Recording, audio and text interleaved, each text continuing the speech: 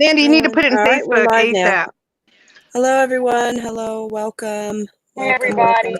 We're kind of going to wait for people to show up and all that. So we're just going to hang tight.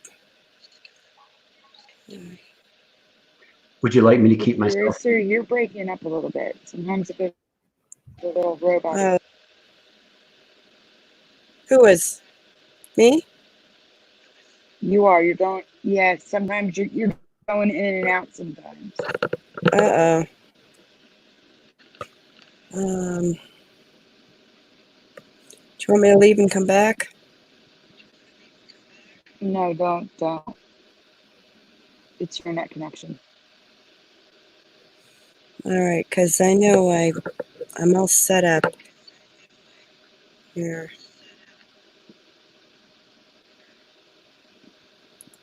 Chris, we're waiting for a few people to come in the chat before we start. Yeah. Right now, there's no one there, so we're gonna wait a couple minutes. I'm going to be sending a link, so I'll be right with you.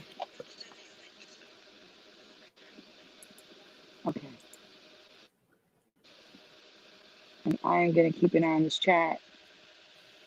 All right, we have a few people. Hey, David Cook. Hey, Chancellor Napa. How are you guys tonight?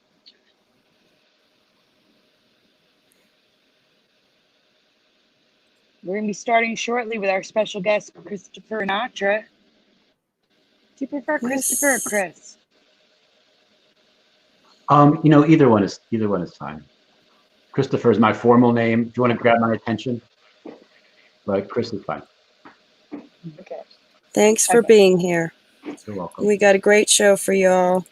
We're just going to wait for a few people to come in the chat. And I'm sending a link to someone.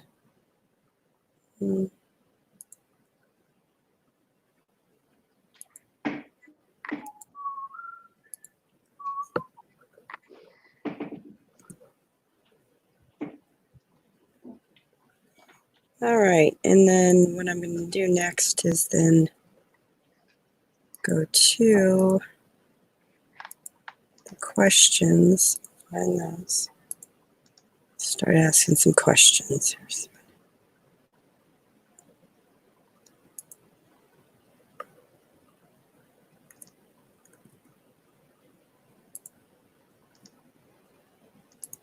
Hello? Y'all there? Teresa. Okay, Teresa dropped out. Teresa, are you there? Yeah. Can you hear me? Sorry. It's okay. Yeah, I'm fine. It's okay. We can hear you. That was weird. My phone likes to, I'm on a phone, Chris, and it likes to do that a lot. The internet is like weird on my phone.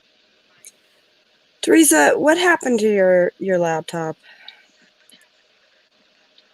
It's sitting on the floor. I didn't have time to get on it. Sorry. I have to turn it on, log on, get into Facebook, download the link. It's just easier for me to do it on my phone. You know what I'm saying? It's faster. I didn't prepare ahead of time. My bad. Let's hope you stay. Sorry. Okay, I'll put my phone down and be careful. How's that? When you start interviewing, I'll mute myself and I'll just put my phone down so this way it can stay in.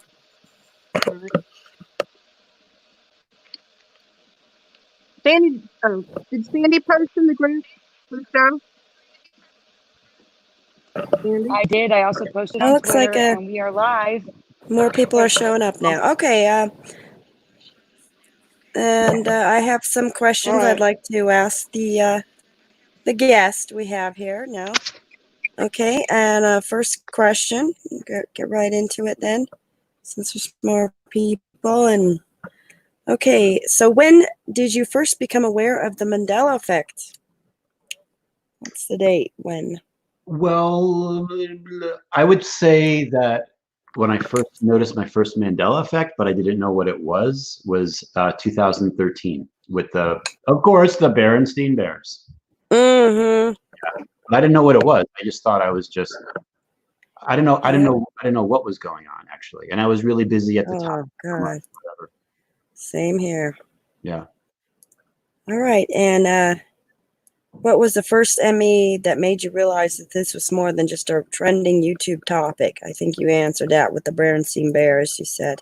Well, you see, so that happened in 2013 for me, but then later on in 2017-ish, the JFK assassination is the one that really me really hard. I didn't know what the Mandela effect was. So what happened was I found out about the Mandela effect by my confusion over the JFK assassination and the Zapruder. And then when I was searching in Google, it would actually say JFK assassination, Mandela effect. And I'm like, what the heck is this Mandela effect? Yeah, that'll happen. Yeah, so that's that'll definitely happen. Wow. And what are your top 3 anchor MEs then? My top 3? Yeah, the top 3 anchor MEs, like you said the assassination plus the Berenstein Bears. Maybe just add one more. It's a timeline brand takeover of when Kraft did a timeline thing they weren't supposed to and took over Stouffer's stovetop stuffing. That's the other one that hit me. Interesting. All right then. And what led you to decide to create a Mandela Effect YouTube channel? And what was your first Mandela Effect you covered on it? Excuse me. What started was because it was affecting people in my business, which is computer software for food distributors. I made a video about it in August of last year. And because my clients would call in and say, your software is there's something wrong. It keeps on changing the Haas avocados to Hass. And it keeps changing Stouffer's stovetop stuffing to Kraft or back at, whatever the cases were. And then there were other things that would happen as well, so that they would misremember like what the totals on report should be. In other words, how much, like if it was a sales report, for example, how much customers were buying wasn't making, like it's not what they remembered. So our tech department was spending a lot of time going through the data and showing that. That could be serious. Yeah. Wow. Interesting. Messing with your whole business like that. In your opinion, what do you believe is causing the Mandela effect to happen? I would say that in my opinion, the Mandela effect has kind of always been here. And it is the result, in my opinion, of our consciousness transversing timelines. So depending on what timeline we were in, when we remember a certain event, like the Berenstein Bears, and then you switch into another timeline where it was never that, that causes the Mandela effect, which is an indicator. I call them Easter eggs. It's like an Easter egg in a video game. It's an indicator. There's been a timeline shift. You just got a message, and then I like to read into the Mandela effect too. Like, what do they mean? Like, so some people are like, "Oh, Mandela effects," and it's pretty obvious, but why? I like to go beyond why. Like, why a certain? Yeah, really.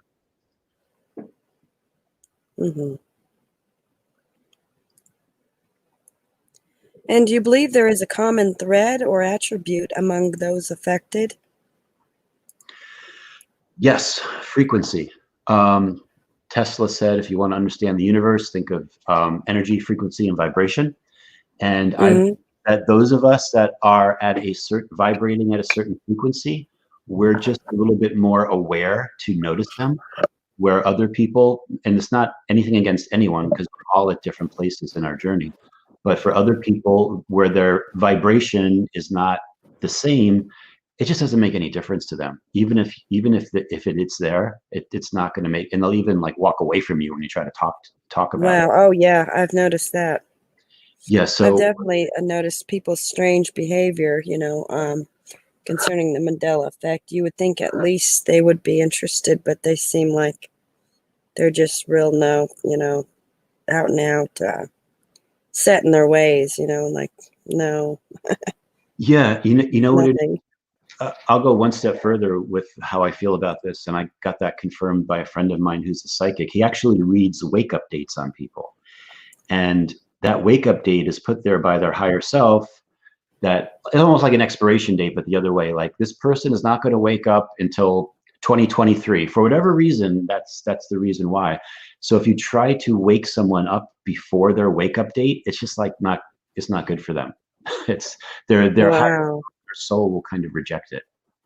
Okay. They're not Gotcha. in the process. Yeah. All right. And do you see the Mandela effect as a negative or positive phenomenon? And do you think it is beneficial to the affected in any way? I think it's positive.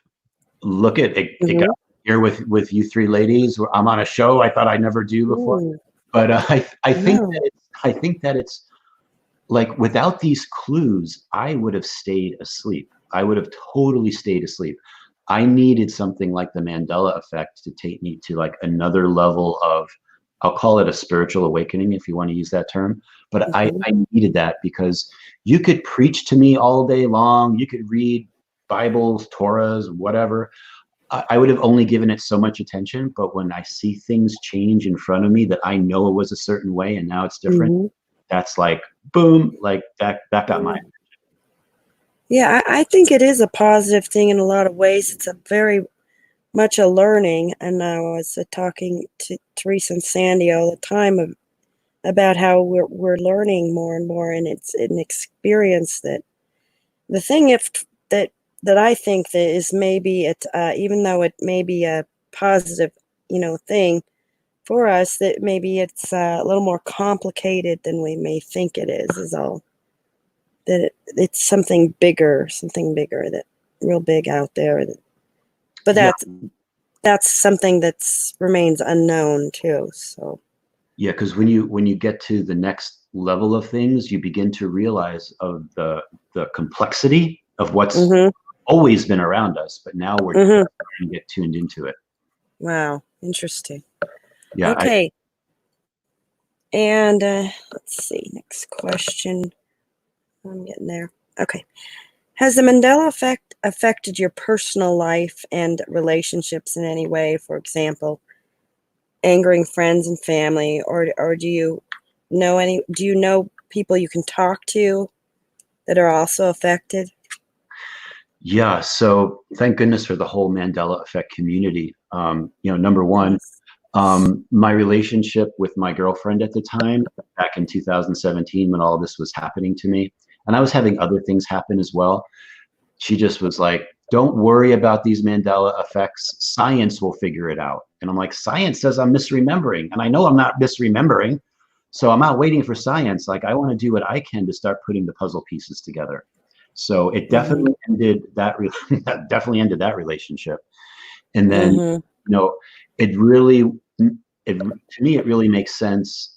Well, it's called a signature frequency match, but when you have like a relationship with someone, like your good friends, romantic relationship, your family, it's always going to be the best with those that are vibrating at the more similar frequency that you have.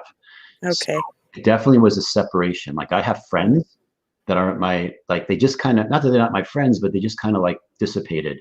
But all these new friends have come in. So. Yes. Good. All right. And have you ever observed any changes happen in real time, whether an image changing in front of you, something in real life, geographical changes, etc.? Yeah. There is all kinds of stuff that happened, like a timeline shift happens right there. Like I was in my boys' bedroom maybe 4 or 5 months ago, putting them to bed, and one of the kids both kids were in their bed, and I heard a noise out the window. I looked out the window, and then I looked back, and the other boy was like coming out of the closet from the other side of the room. And this all happened within like 3 to 4 seconds. And I'm like, when did you go in? When did you go into the closet? And he's like, you know what? Oh yeah, that's happened with my cat before. I could have swore she wasn't like she's. Oh God, she just disappears and then comes out from somewhere. You just saw her. Oh my God, that's happened with my cat. Yes. Yeah, and geography all the time. Yeah. Yeah. Oh my goodness. Houses pop up. I'm like, that house wasn't there, or it's a location. on my way home from work today, there was this church that always used to be set back from the road. Now it's like really close to the road. I'm like, come on, hologram. Wow. These are kind of curious now. Oh, yep. I hear you. Have you experienced any changes in yourself, such as changes in your appearance, health, personality, etc., since becoming affected? Yeah, I would probably say so. Like different scars that have come and gone. And I'm like today I noticed a scar on my forehead I've never had before, and other ones I've had are not there anymore. So definitely those types of things. Okay. Wow. Have you experienced ringing in the ears, sleep disturbance, change in your sleep patterns, or any other changes in behavior since becoming affected? I've got ringing in my ears right now. Wow. And sometimes if I like tune into it, I could feel that it's like more than one frequency. Sometimes it's like 2 or 3 frequencies going off at the same time. And when we develop our clear audio skills, we'll actually be able to tune in to what that communication is. And then you've got the Schumann resonance, the vibration of the earth, and it's all those different things that are coming in to affect us as well. Okay. In your opinion, do you think the MEs are slowing down, speeding up, or vary throughout the year? I think that they're speeding up, and I'm seeing a lot of like cover, like to make them not observant. So like to give an example, I went to the store today, which is an adventure with the quarantine and everything. So I go to the grocery store, and I just happened to be going down the aisle where there's the stovetop stuffing, and guess what? It doesn't say Kraft or Stouffer's at the top. They changed it to just say stovetop. And I find that a lot. I find there to be like a lot of times I'll find something, and then the system does something to try to nullify it. And sometimes I'll get real excited about something. So like I'll give you an example. At my office about 6 weeks ago, I do this thing called Mandela Mondays. And I guess it's everyone or other people do Mandela Mondays. So I do it with my staff. It was really, really good one. On Sunday, I found it, and it was crazy. It said that a leap year was every 5 years. And I'm like, no, like what? A leap year is every 5 years. Everyone knows a leap year is every 4 years. So I went to present that at my staff meeting, and I called up the same Wikipedia page, and it switched back to 4 years. And I was like, it said 5 years yesterday, and it switched back. Yeah, and it'll switch back. I've had those that happen. Yeah, definitely.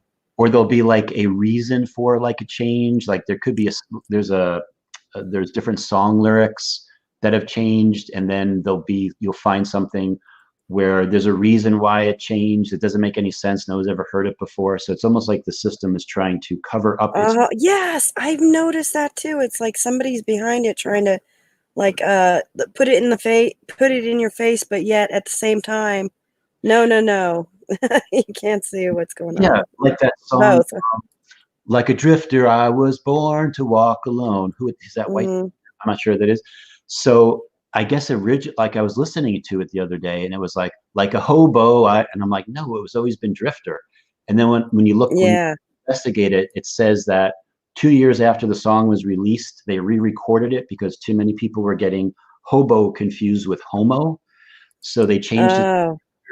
But it's like that was never there before. But it's like I feel like being observed, and sometimes like if they can make a switch to nullify something, that will happen.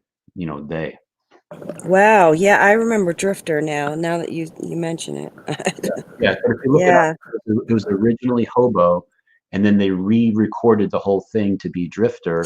I see. But I remember when the original song came out. Like I was a teenager then. That was like cool, and I'm like, I know it didn't say. I know it was always drifter.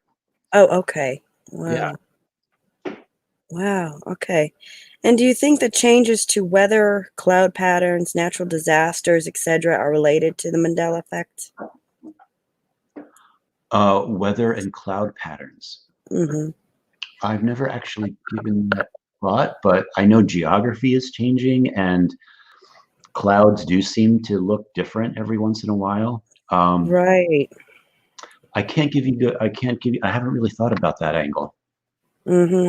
See, I have. I feel like the atmosphere, the air and everything seems different to me. So I'm really sensitive to that. Yeah, the sun. Mm-hmm. Even lately, the sun, like in the last couple of days, this is going to be weird, but there's a Mandela effect called a cloud bow, and it's like a rainbow in the clouds, and they're very rare. Well, yesterday I saw them in almost every cloud, and I'm like, Mm-hmm. something weird's going on with the sun, like Mm-hmm. rainbows and clouds. So it's like Mm-hmm. interesting things definitely going on. Yes, yes, and they're different. Mm-hmm. Like our sun itself is changing again. Right. That's Yeah, how. maybe the sun's dying here where we are, but in our other reality, it wasn't. Maybe there's different ages of everything. Stuff. I think of it as an upgrade. I think the sun's getting upgraded actually.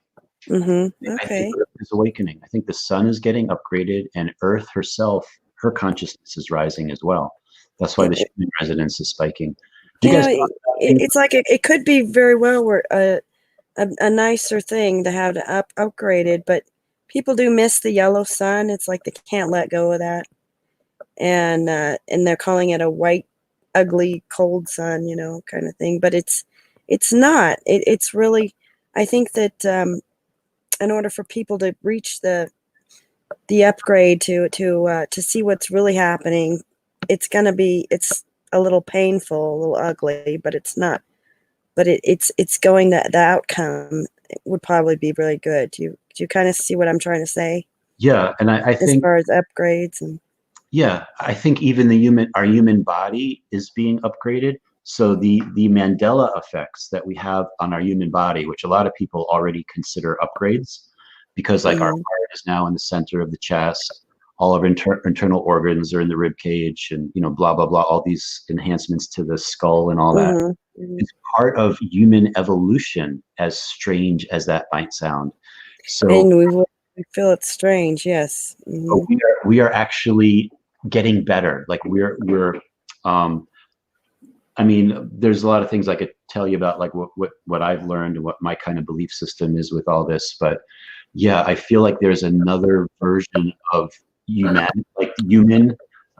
that's going to be that's we're in the process of going into, and we're seeing that by anatomy changes, which are all positive. I don't know of any anatomy changes that are Mandela effects that are negative that I'm aware of. Okay. And do you believe the laws of physics may be changing? I believe in quantum physics, and I believe that there's something called the heliosphere.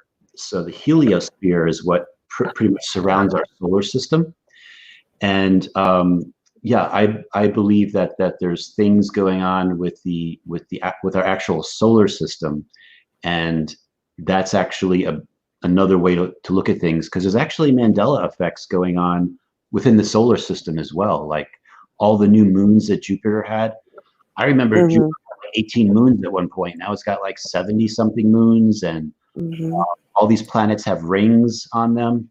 I remember just Saturn had rings. Now other planets have rings. So it goes beyond that. And then the laws, like Einstein's laws, seem to work and seem to work well in the solar system or within the heliosphere. And then outside of that, they kind of break down. They don't seem to make sense anymore. So I believe there's going to be like new understandings when it comes to the reality rules with that we experience here on Earth and within the solar system versus what's outside the solar system. Yeah, so that's what I'm feeling. All right, sounds good. Hold on, I think I'm having for 1 second. Yes, okay.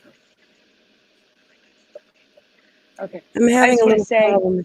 I don't know if you're sticking around after the interview, but I'm going to be showing a new body change that I found, and I can show it first in case you have to leave. But it's funny you brought up the body changes, because I have a brand new one tonight. But go on. I'm sorry. That's okay. I thought I was having some problems with my computer, but it's okay now. And okay, next question. I'll go on we're almost done with the questions here, but got two more. Okay. Do you see anything happening in the future, either related to or because of the Mandela effect?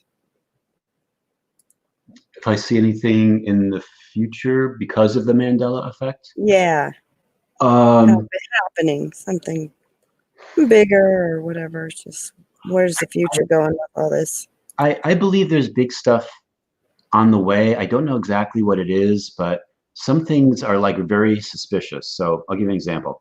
So I talk about the concept of timelines and negative timeline insertions and positive timeline insertions. And one of the things that just happened over the last few weeks was about a new comet that's entered the solar system, Comet Swan. By the way, it's like already flying past Mars or something, and we just found it like a few weeks ago. Like they're searching for these things all the time. But I believe that like the Comet Swan, it's letting out this big trail of hydrogen water vapor. I believe there's something really good involved with that. So I believe that there are Mandela effects, which are positive, which are being inserted into our reality, or we've shifted into a reality where that whatever that is manifesting itself, and that'll be for the benefit of humanity. Exactly what it is, I don't know yet, but there's just like this year, there's like so many things going on. It's really hard to see how they all come together. But I know when we look back on this, like a couple of years from now, we're going to be like, oh, that's why that happened, and that's why that happened, and et cetera, et cetera. All right. Yes. And is there anything you'd like to add or tell us that we didn't ask you?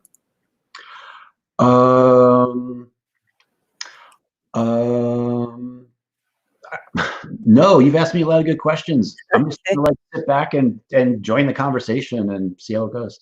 Thank you, though. Okay, and anyone have any questions for the guests? Maybe Sandy, you can look at the questions. Yeah, well, I have a couple already. And guys, if you have a question, please put it in the chat. The first question comes from Chancellor Napa. He asks, do you think the multiverse theory comes into play with the Mandela effect? Yes, I believe that our universe is within a multiverse. Absolutely. I don't know if I can give you an exact answer of how the Mandela effect is connected to the multiverse, but I know that within every universe, there are multiple infinite timelines that are also existing. It's very complicated. There's a lot going on. Yes. All right, the next question comes from Gerald Neal. He asks, do you find any connection between the Mandela effect and the virus? And the what? Virus. COVID-19. Oh, the coronavirus. Well, okay. So to me, I'll just go one step. I've never heard of coronaviruses before. I guess it's all the thing, but I've heard of like SARS. I've heard of it like expressed as like the actual name of the virus, but I've never heard the term coronavirus. And so when I first heard about it, I'm like, what is a coronavirus? And I did some research, and there was actually a coronavirus of New Haven, Connecticut. Now, I lived next to New Haven, Connecticut. In 2005, I'd have to check again, there was some coronavirus outbreak that broke out here. I don't know about that. And back in 2005, I was like a news junkie. Like I was listening to the news all the time. So to me, just the term coronavirus is actually new. I've never heard that before. So, and when they first started talking about it on the news, I didn't either. You're not alone. Okay, good. So I'm not alone. But now it's like, yeah, coronavirus. I'm like, no, I never heard of that before. Okay, I believe I vaguely remember coronavirus being related to colds, something having to do with colds. And a long time ago. I don't know. Can I tell you, remember colds being called? They were called the rhinovirus. At least that's what I remember hearing it called. Okay. And that's just like our nose is a rhinoplasty. Okay, I might have had that mixed up with that. I don't know, but it just sounded familiar. Like, and it made me think of colds. So, who knows? You know what? It could have been that for you, but that's. I am with Chris on this one. I coronavirus. It was always the rhinovirus for the cold, the common cold. Yeah, Mm. that's why, like, when I saw it on the side of a Lysol can, I'm like, oh, Lysol, like, it's a conspiracy. They always, but no, like, it's in this particular timeline, I guess your dog and cat can get a coronavirus, and coronaviruses are the thing. I never heard of it before. I just haven't. So that's where I come to it.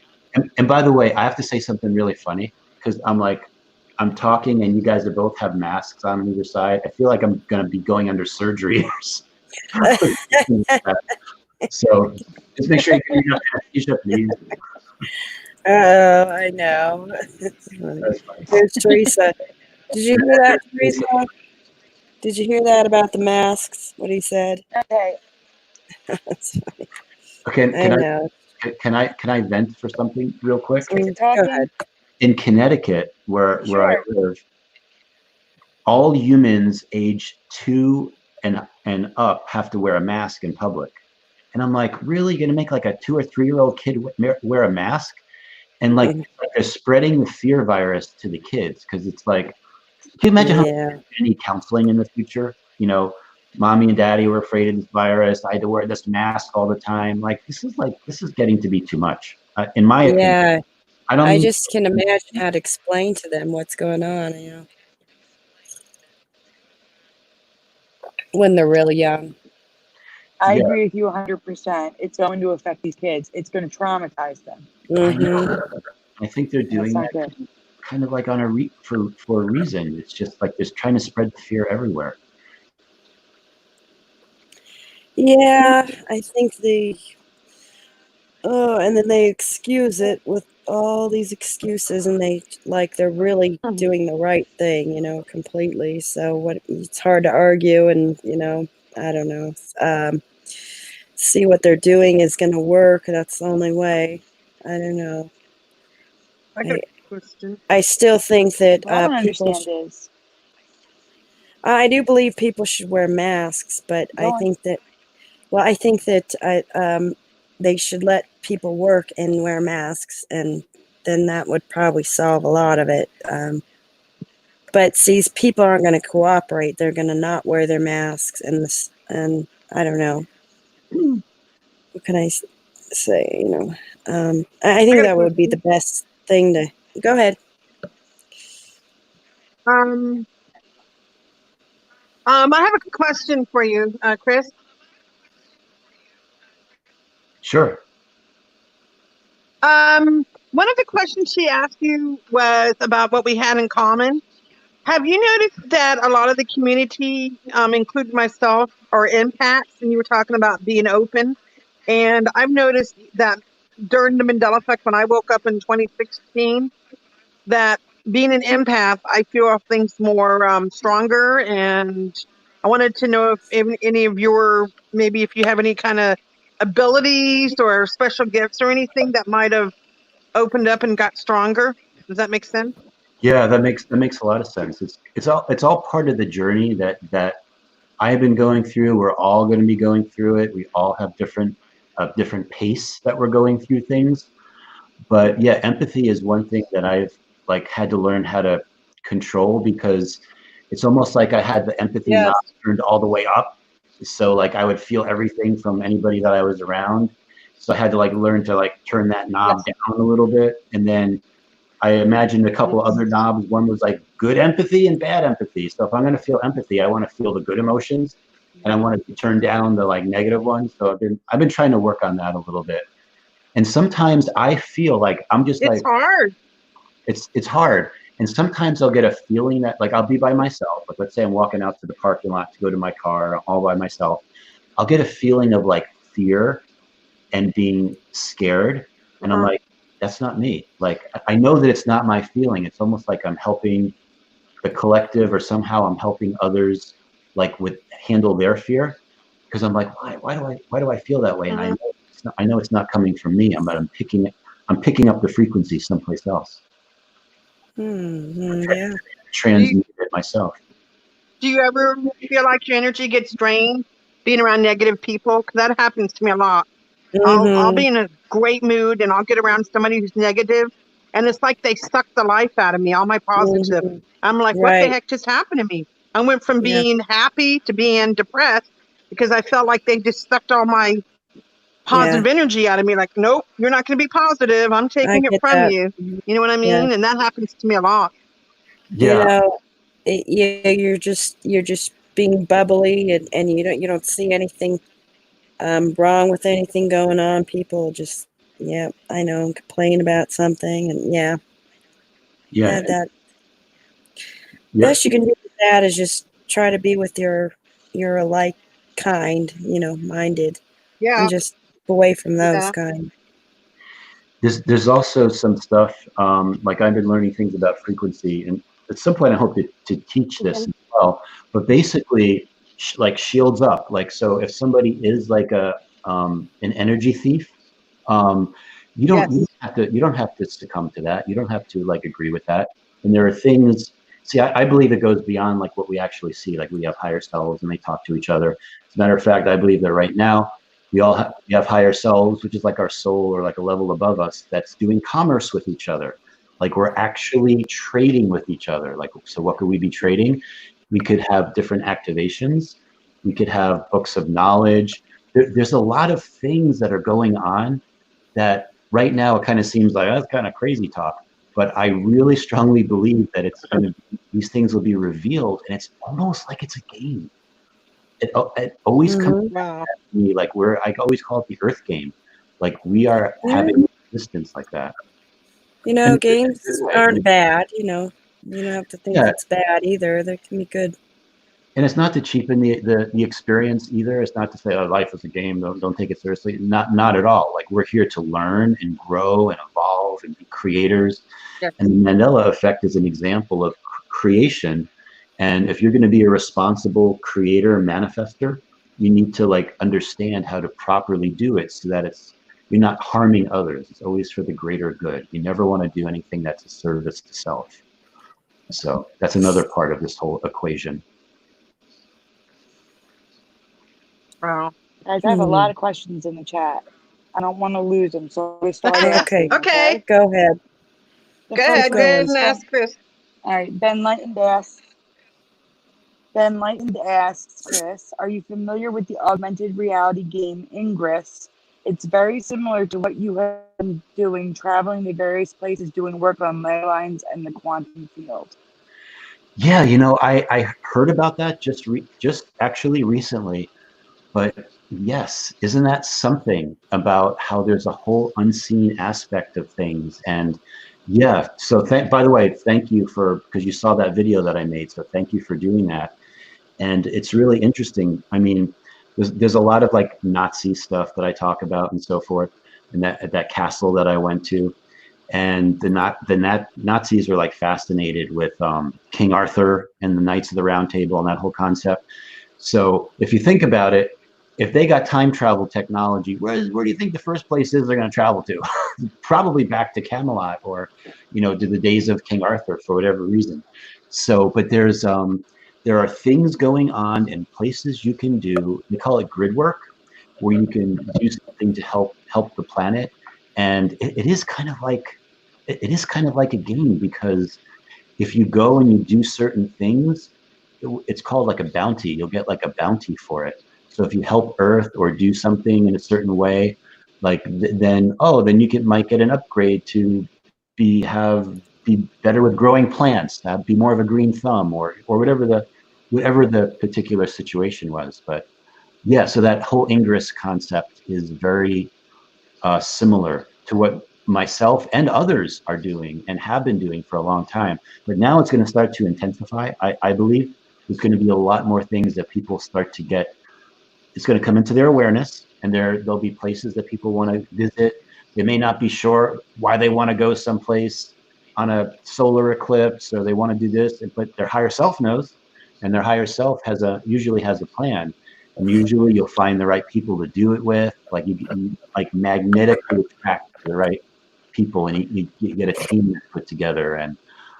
but yes, that's a good question and a good way to express some of the stuff that I've been doing and what others are doing. Okay, I have two questions from Chancellor Napa. The first one is actually for all of us. Has anyone changed their diet due to the Mandela effect?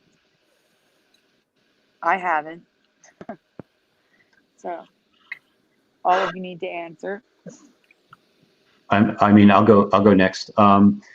My diet has been changing as my frequency has going up, and this is like not to like say anything, whatever, but I've been finding that it's really hard for me to eat cows and pigs lately, and chickens lately. I seem to be okay with fish, and turkey still better watch out, but like I'm not as much of I just don't have a desire for it. Like I'd rather not even eat meat, but I don't know if that has to do with the Mandela effect or Schumann resonance, or they're all interconnected, but that's my personal experience. I need to go again because you just reminded me of something. I guess it has, because that's weird. I will eat chicken, but I'm eating chicken more than anything else. I'll eat fish too, but I haven't eaten like burgers and stuff as often. So maybe, but it wasn't conscious. If anything, it was unconscious. Teresa and Curiouser? Well, I've been vegetarian on and off all my life. So, but last 20 years I've been vegetarian. I wish I was vegan, but I can't do it. I can't bring myself to not eat cheese and dairy. So I kind of go ahead and try. I do the best I can. The least, the better. But yeah. So that's. It's funny that you guys say chicken, because guess what I'm eating right now? I mean, chicken. Like, Stop that eating. but my appetite has been weird. I mean, I'll tell Sandy that there's sometimes I just don't feel like eating. Like I'll come home and I'll be like, I don't feel like eating, and I'll go to bed. When there's other times my appetite is like crazy. Like right now, I'm eating garlic chicken wings, but my appetite goes on and off. But I have noticed with the Mandela effect, I'm thirsty a lot. Like I'm literally like craving. I drink more Coke now than I ever did. I'm always thirsty in the middle of the night. No matter how much water I drink, I can't get enough water. So, in a way, my appetite and my thirst has changed for me. And my sleep patterns are crazy. Like, Sandy knows that one. Right, Sandy? Mm-hmm. Yep. I sleep and yeah. All right, so the next question is...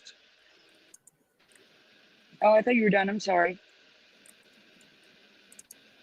I'm done. Teresa, are you done? Okay. All right, so the next question is also from Chancellor Napa. Do you think the government is trying to spread fear to lower our vibrational frequency as a whole? Is that a question for me? Because I'm gonna. Yeah, these are all for you. Yeah, I'm gonna say yes. I'm gonna say without a doubt. Yes, it is in their best interest to try to lower our frequency to stop the ascension of humankind to get to the next level. Fear is the best way to do it, and fear is always from weakness. If you want to control someone, you try fear. Like that's the best way to control someone, is you got to scare them. But that's always. And now I'm back. Can you guys hear me okay? Yeah. Are you guys still there? Yeah, it was kind of. Yes, I can hear you. Yeah. Yeah, it was okay now. I started talking about that. You're talking about fear scaring people. Yeah. Scaring people with fear. Yeah. Gotcha. So yeah, that's I agree with you. But that's what they're doing. Absolutely. But it's I'm 100%. We're too smart for them. Most of us are.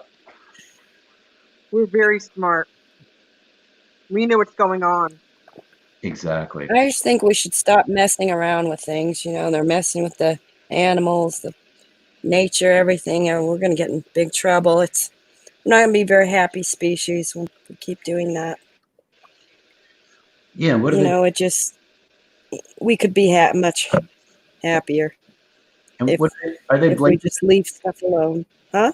And they're like blaming this virus on bats. I'm like, Ozzy Osbourne's I been don't I don't believe that, for a but while. you know, just the whole idea. I I don't think the believe greatest thing is that. like that it's from a bat, but I don't. Where do you think it came from, Chris? Originally, the I, virus. I'm just talking about the idea. I think probably it's just it's either nature or maybe it was invented by someone. Yeah, I think it kind of grew up in a lab, and it may Yeah. have had another purpose, but I think that their purpose for it is not. It's not happening the way, like the death count is not going the way they wanted it to go. And so people are going to start smartening up that it's not quite as bad as a regular flu.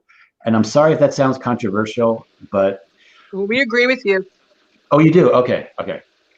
Yeah. Oh The no! flu is Actually, way can I tell you worse. something? My aunt was diagnosed with it. My aunt's 94 years old, and she's doing well.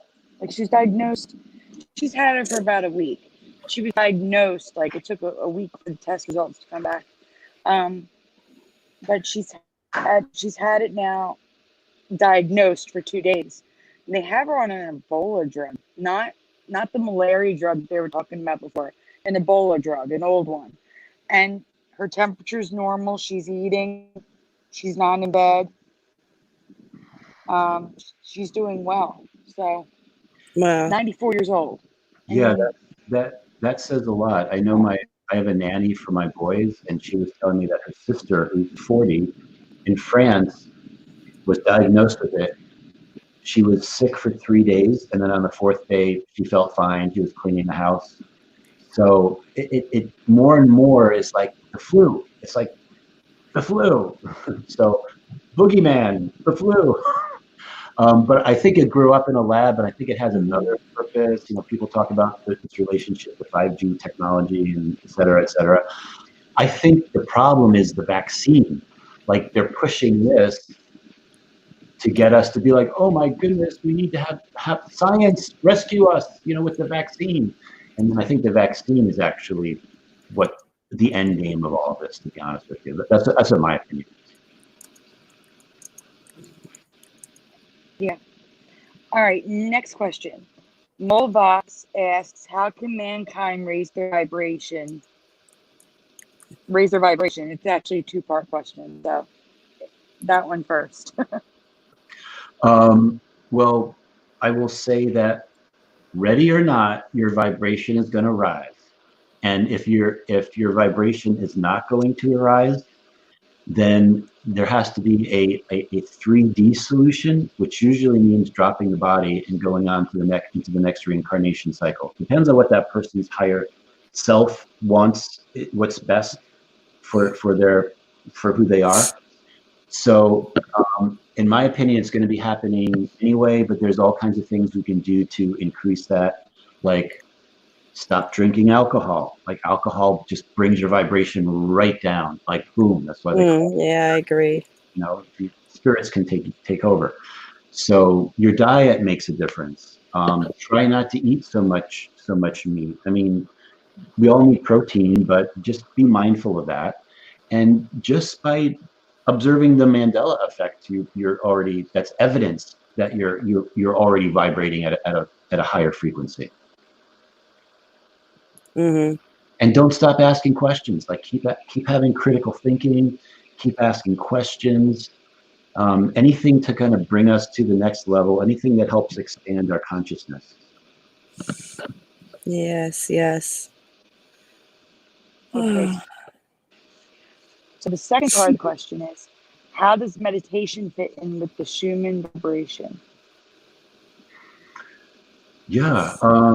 I mean, some people have been seeing a correlation, right, between like mass meditations and Schumann resonance rises. The Schumann resonance is an indication of Earth and her consciousness expansion. So when she expands, we expand, and when we expand, she expands. Can I just say I'd like to mention that actually you can you can meditate anytime, anywhere. It's just all you have to do is relax and kind of feel how you're breathing. And but I was told that which I like to share with people. You don't have to sit there and put your hands in a certain way or something. You can actually just meditate wherever you are, anywhere. You can be riding your bicycle, meditating, and it doesn't have to be for lengthy periods of time either. So I just wanted to mention that. Some people might be meditating right now and yeah, yes, I know. Could be. The next question is, do you ever feel, this comes from Burgos, do you ever feel like we've been transferred from a faulty matrix onto a very similar one, but not quite exact? Yeah, there's artificial timelines in the phantom matrix, which is a terminology that some people like.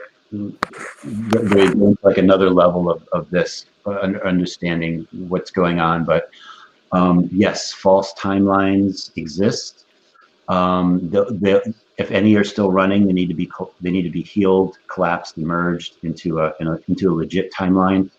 I believe that even a lot of us I think even myself, I've been on artificial timelines in my past that were not quite real.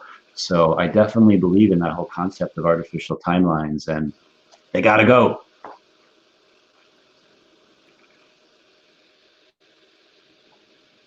I can't write and look for questions at the same time. So I'm just going to say, digital scribe, yes, I found that Mandela effect. He's asking about O.J. Simpson. For anyone who doesn't know about it, well, first of all, I remember, actually, let me ask you, Chris, because I don't know if you know this one. Do you remember the O.J. Simpson trial? Sure. Do you know what Johnny Cochran's famous line was? Yeah, hold on. If the glove fits or something like that. It was about the glove, right? Oh, you must have quit. Yes. Yes. Wait, hold on a second. If it doesn't fit, you must have quit or something. Maybe I don't know it as well as I should. It's okay. I do know it very well, and it has changed for me. It was, for me, it was, if the glove don't fit, he said it like this: if the glove don't fit, you must have quit. Just like that. I can hear it in my head, clear as day. Yeah. But now it is what you just said: if the glove doesn't fit, you must have quit. And Johnny Cochran didn't talk like that. No, He was I talk like that. He doesn't. He just didn't talk like that. Right. But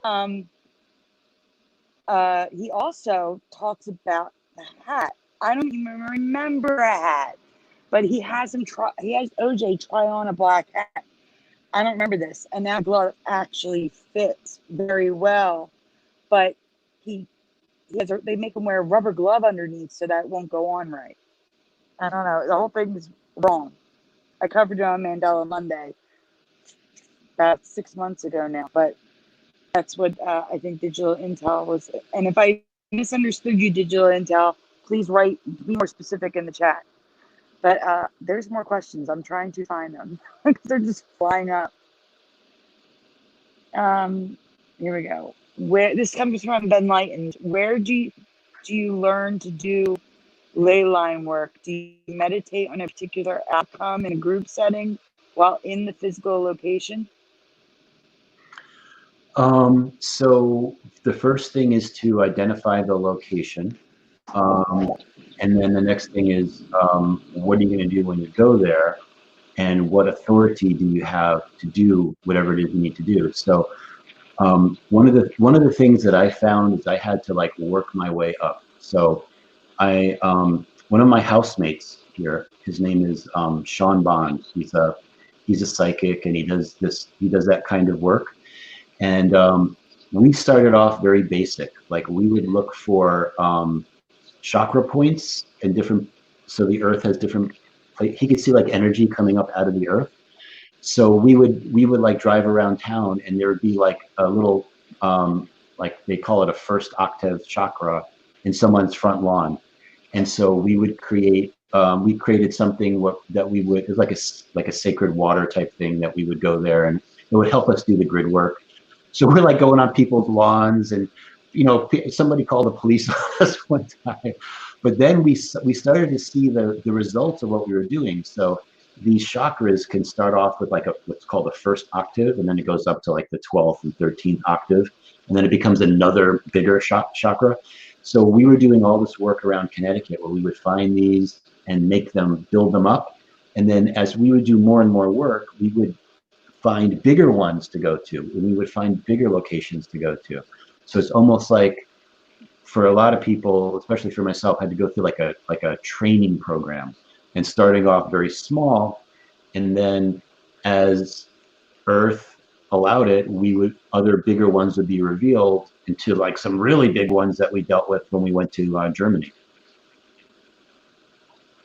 So that's kind of a little bit of a synopsis. And it's always good if you can work with someone else that at least has an interest in it. If someone knows how to do dowsing, that's a really good start too. And there's like a whole dowsing society. You can begin to learn how to do that. So, and these are the things that I think are going to become more and more important in the future, because Earth's grid system is actually changing. It actually can move and is moving. So even a lot of locations where pyramids were built, those are not the big points anymore, because there have been changes since the days of Atlantis in the grid system. So there's going to be a new way, and people are going to start rediscovering new points to access the energy of Earth. Mm-hmm. I don't know if this is a question for you or if this is a question for the chat, so I'm going to ask it anyway. Bobby Chicken says, do you agree with QAnon?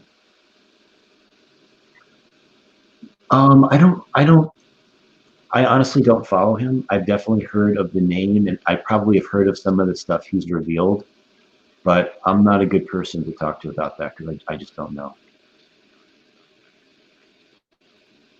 Yeah, same. Gerald Neal asks, focusing on really obvious MEs like the Ford logo curly Q, are there any interpretations of differences like the curly Q? For other, I don't know if I understand the question.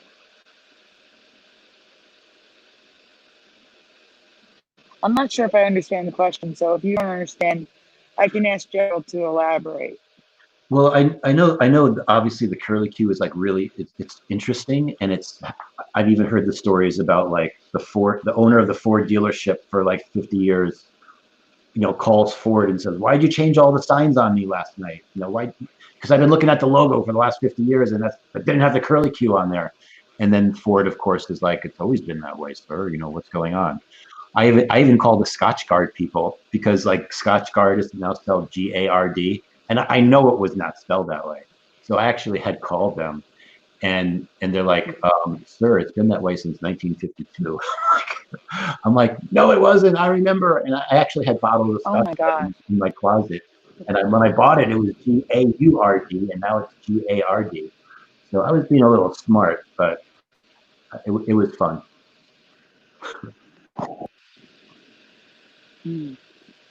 Yeah, when Teresa and I used to stream on Brian McFarland's channel, the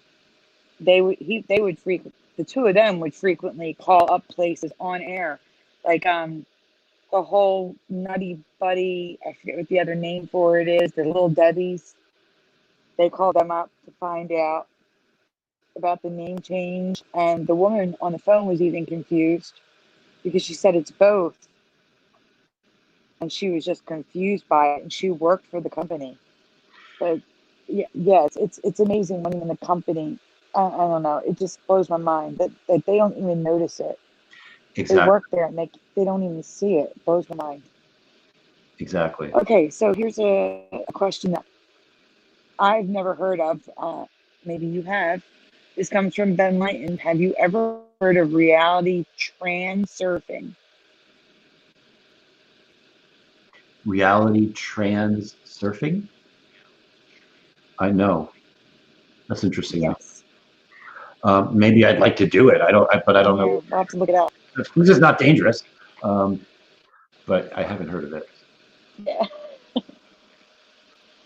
And I think this is the last question, and it's for all of us. That's why I saved it. Let's see. Oh, Gerald Neal is elaborating, saying the curly Q. The root question is why add a curly Q in particular? Why do you think that's what changed on the logo?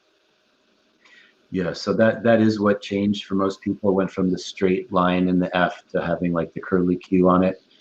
And there's been some pretty interesting things that people have discovered about like the meanings behind when a logo changes. Like there's another meaning behind it. I personally haven't spent any time thinking or reading into that, but a lot of times people can find patterns. Some really clever things people have found, like with the Volkswagen logo, and I actually had posted something on my Quantum Business Book page that if you took the on Facebook, if you took the Volkswagen logo and you spun it, it turns into a swastika, which is like very interesting. I didn't expect that to happen. So yeah, there's definitely hidden things when it comes to that. And one thing I want to caution people about. So I'll give you an example with like Verizon, which is like a mobile phone company here in the States. I always remember the Verizon logo with the check mark being above the I. So instead of where the dot was, it was the check mark up there. So now the check mark is all the way to the right after the letter N in Verizon.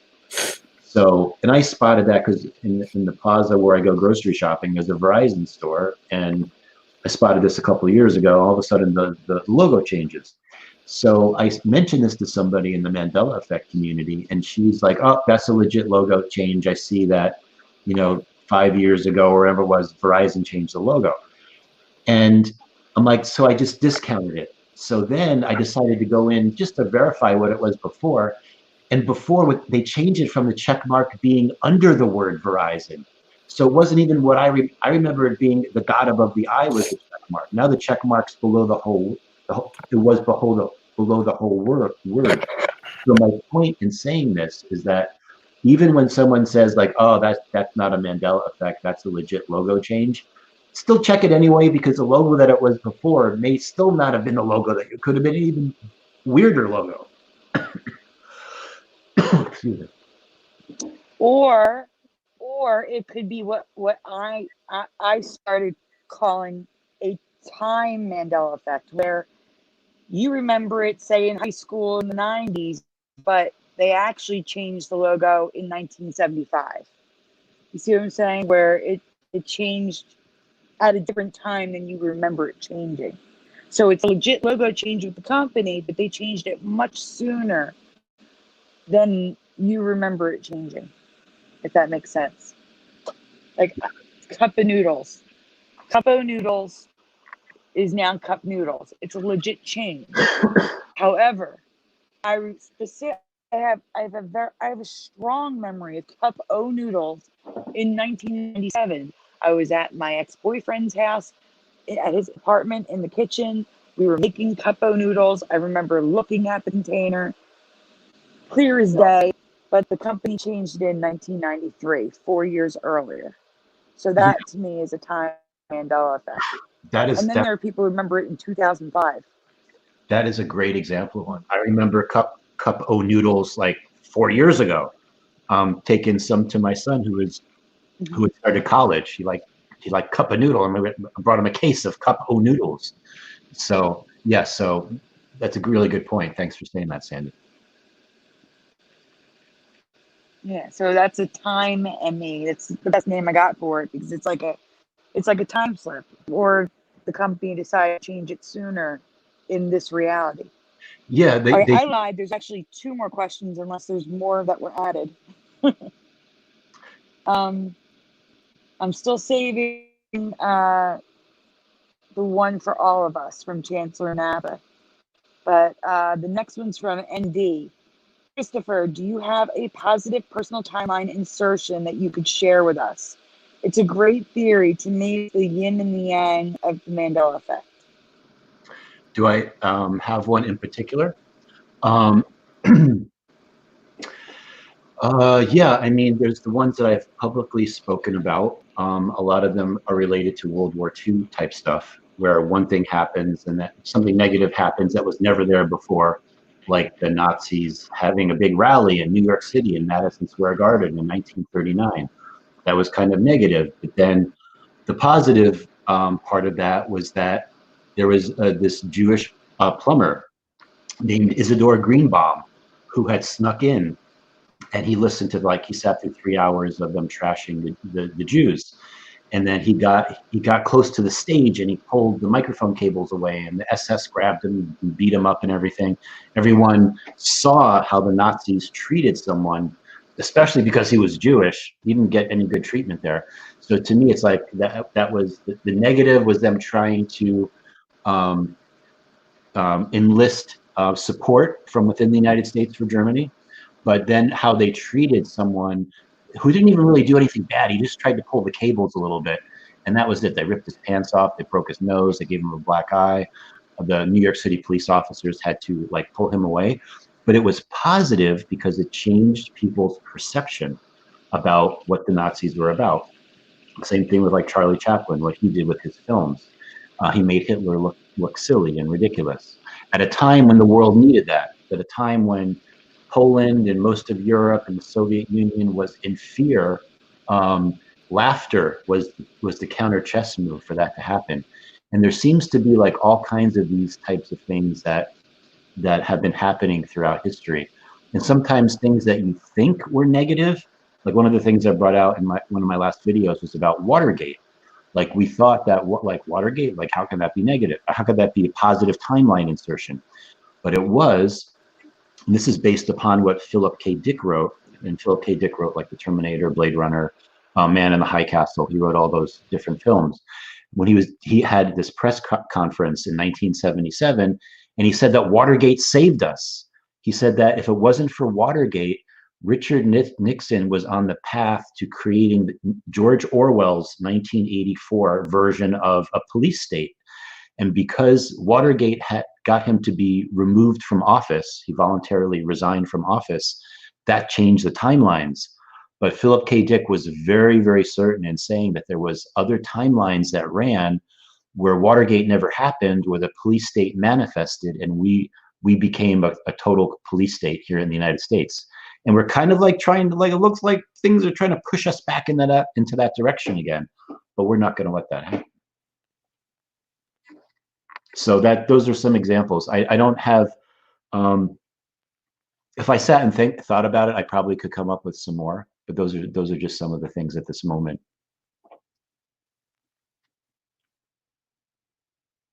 Okay. This is a two-part question for all of us from Chancellor Napa. The first one is, does anyone ever feel displaced? Displaced? Like, not like, Yeah. Like, you don't belong here. Yeah. I think that's what he means. Somewhat. Like, you don't belong here, like, in this timeline. yeah, I'll speak for myself first. I'm going to say that sometimes, like, if you feel like I feel like I'm going into a false or artificial timeline, or I have in the past, I'll get feelings like that. I'll be like, something's not right. Just something's not right.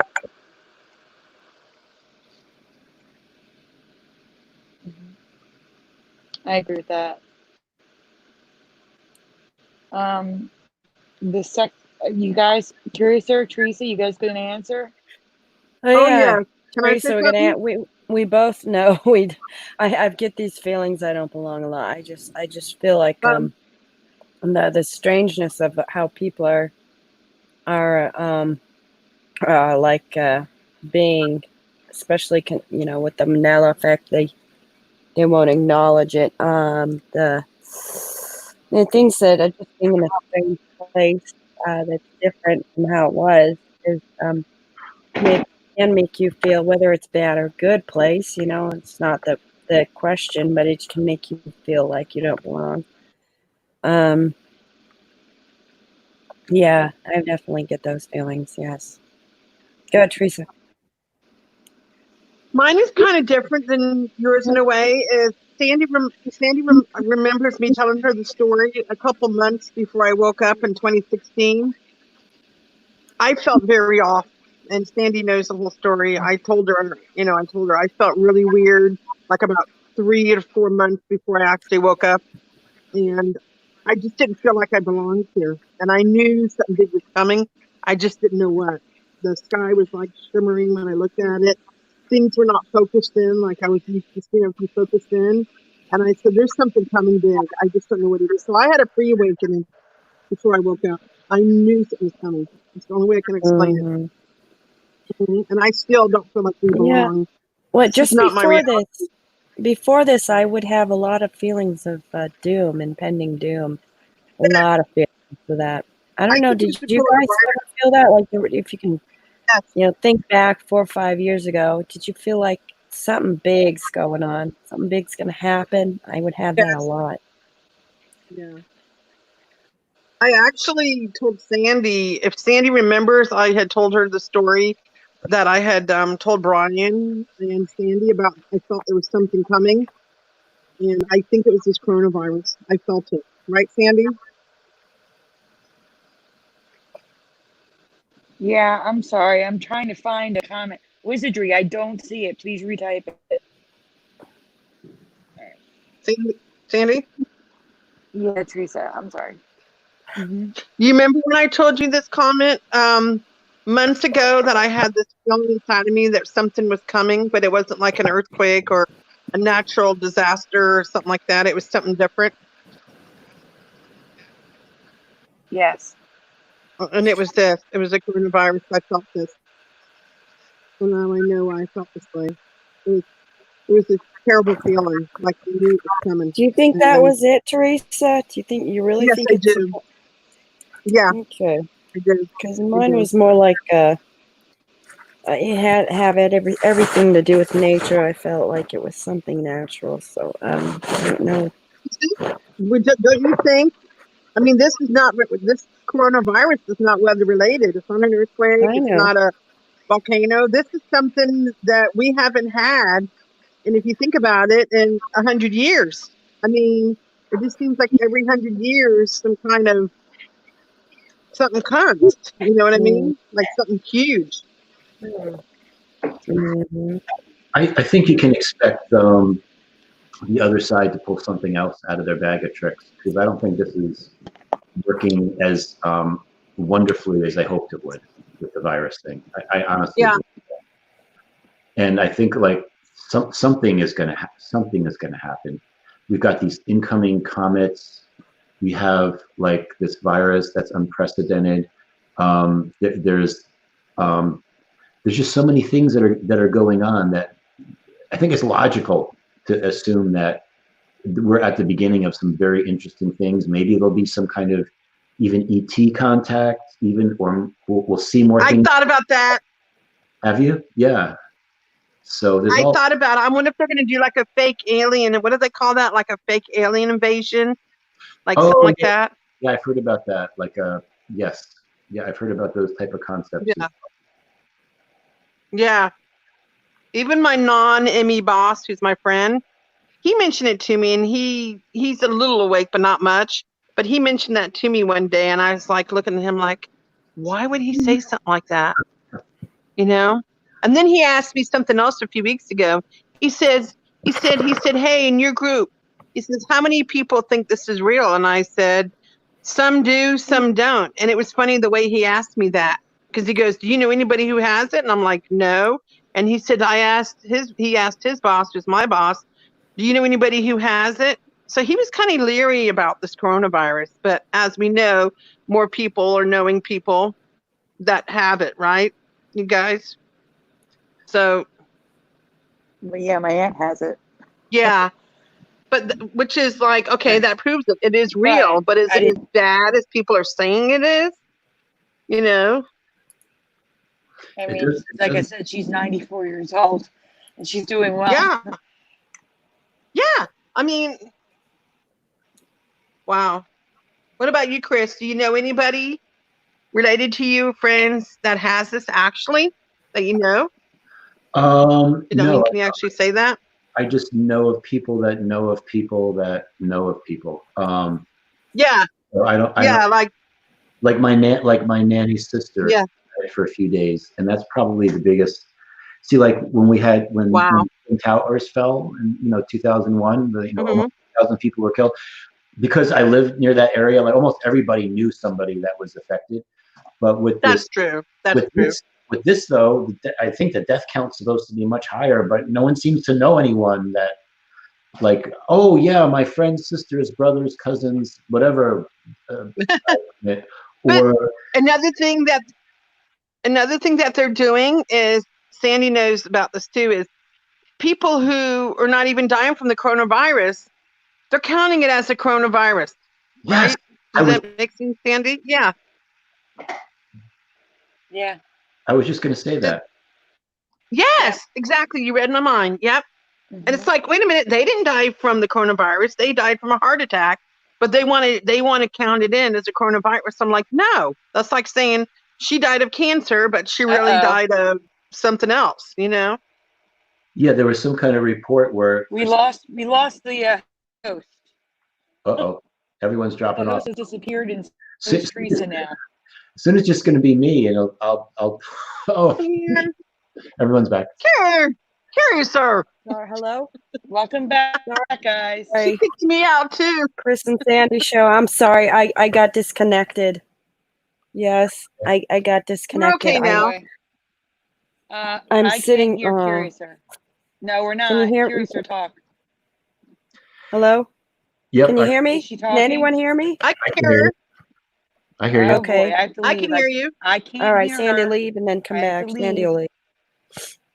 All right, I'm going to ask the question, and I'm going to leave and come back because I can't hear her. So, Okay. the question is from Chancellor Napa: has anybody seen anything unique in their dreams? Unique as in encountering things you've never encountered. I'll be back. Chris, Yeah, go ahead.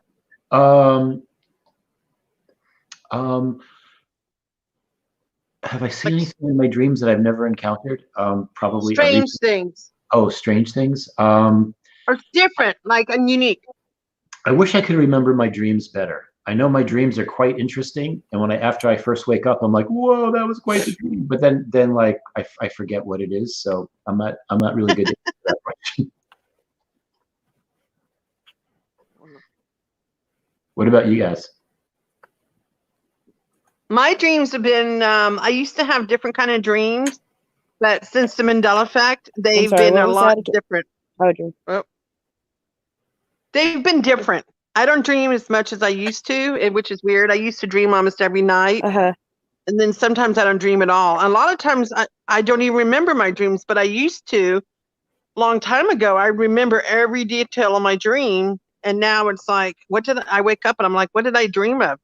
I can't remember them as well as I used to, which is weird. I myself, I haven't noticed anything unusual with my dreaming at all.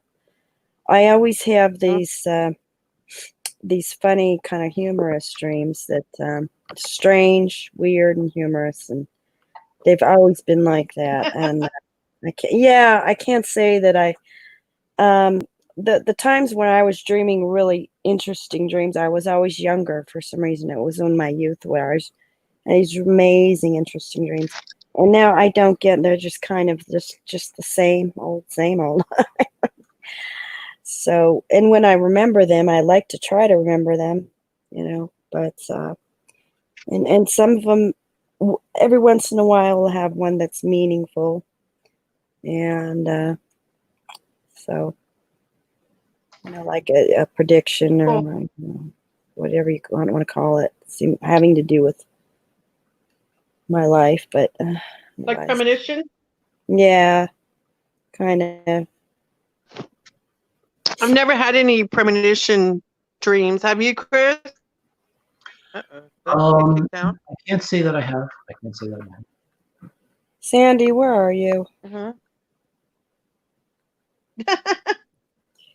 Sandy, she's Sandy, there's always only been 3 of us here. Are you Mandela? no. I'm from another timeline where Sandy was here. I don't remember. Hey, hey, Chris. Hey, Chris. You know one of the questions that Curious asked you earlier about watching things change in real time? I had that happen to me a lot. Not recently, but at first I was having it happen a lot. I even had a girl's T-shirt. I went out to eat. This is really gonna freak you out. You want to hear it? It's a weird story. You want to hear it? Sandy, hello? Yeah, I'm here. I can hear you guys. Go ahead. Yeah, let's hear it. There's more questions You're maskless. in the chat. So quick, go ahead, Teresa. Just I have to ask another question.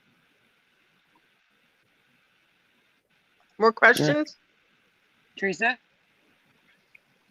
Yeah, there's more questions in the chat. Can you hear Sandy, go ahead. Teresa? Go ahead. You said you wanted to talk about a story. Yeah, I can hear everybody. Yeah. Teresa, go ahead. What were you going to say?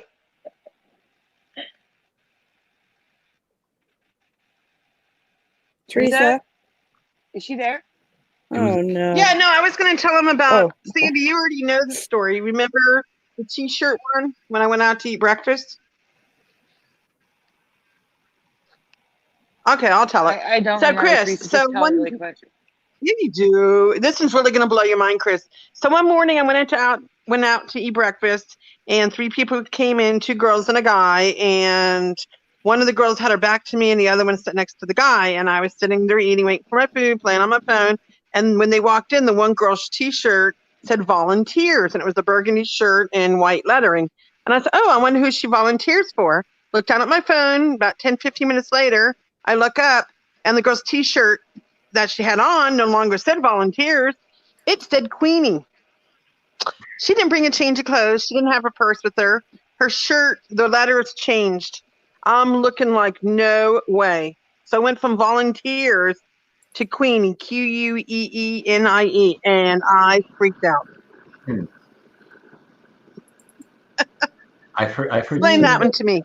Yeah, I've heard stories. Oh no, you go ahead, Chris. Go ahead. I was gonna say, like, I told Chris to finish saying what he was saying. Yeah, I've heard stories where people were like, these 2 brothers were sitting. They were in a shopping mall. They were sitting together on a bench, like talking to each other, and there was this man who I forget, but very distinguishable on one side of the mall, walking towards them. They looked down and they looked back up, and then the guy was on the other side of them. So wow. Like, yeah, so those type of things definitely, like I've witnessed things like that. So yeah, so when the hologram it freaks me out. Yeah. Yeah, I had that. You were saying about your. I've watched Resident. Sorry, yeah. Go ahead, please. It's okay. You're saying about your son. No, I was just telling them that I've watched Residue change. Yes. In another place, well, I had my cat was several times this happened where I thought she was in a certain place and she wasn't, and she'll just come out from like God knows where, and I'll be like, oh my God. One time she was scratching at the door, and I know I swore I saw her come in, was inside. And I opened it. I couldn't believe it. I could not believe it. That was shocked. That's many times by her, and so I just, all of a sudden, I've seen it like stores. Like you'll see somebody walking, and all of a sudden they're in the whole nother place, and you're like, what the heck, So yeah, I about if it's switching timelines or what. All right, I'm gonna make an announcement. Guys, no more questions after what's already there, because we have a lot of things to cover. Yeah, we got to get started. Okay, yeah. All right, but the next question comes from Wizardry. Does Chris have any updates from his Germany experiments?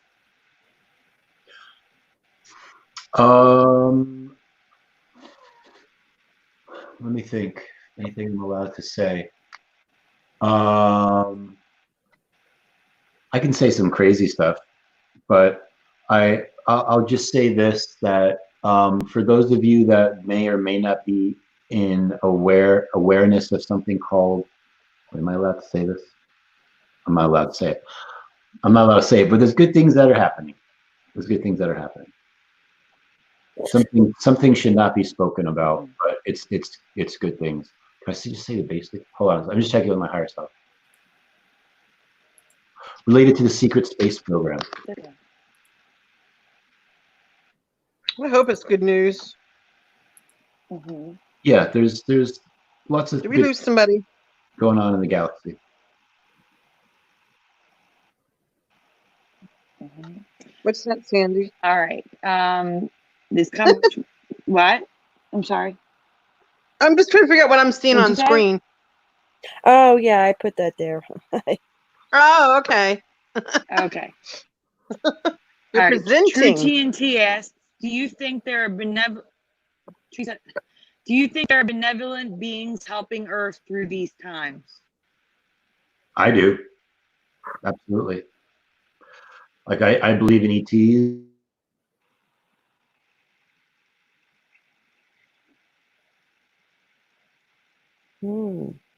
Well, he's asking you, so you just answered it. See, I am making sure there's no other questions in the chat that I didn't miss. Oh wait, here's another one. Oh wait, no, I already asked that one.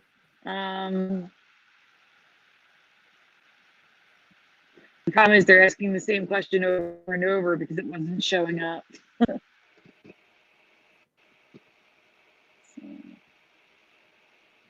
All right, I think that was everything. Yes, we are finally done the chat questions. Yeah. Ooh, I think that was the longest question and answer we've ever had. Yeah, that was real Okay. long. Well, good. That was nice. Yeah. And we're going to just And we just lost get Chris. right into Mandela effect Oh series. no. Were you going to stick around, Chris? I hope. He'll come back. That's what I said. We just lost him. Chris, if you're listening, come back. Hold on, I'm gonna. Where'd he go? Make sure you check in the backstage, like you were leave me at. I just messaged him to come back. Uh-oh. Calling Chris. Man, Right. so many problems with StreamYard. Oh, there he StreamYard's is. really Come back. acting He up. said his computer crashed. Oh, okay. Well, come back. He said he's on the phone. Look in the back, StreamYard. Look in the back. All right. He'll He said probably he's on his phone. Coming in on the phone. come back, I hope. Okay, hold on. Are you coming back? Okay, and that was, he left off with, he does believe in ETs. Okay. Remember okay. that. No. I'm not sure if he's coming back. It's okay if not. I'm going to thank him for coming on. Thank you. All right, we'll keep checking up on that. And I hope he comes back. Did you say All he's right, not coming back?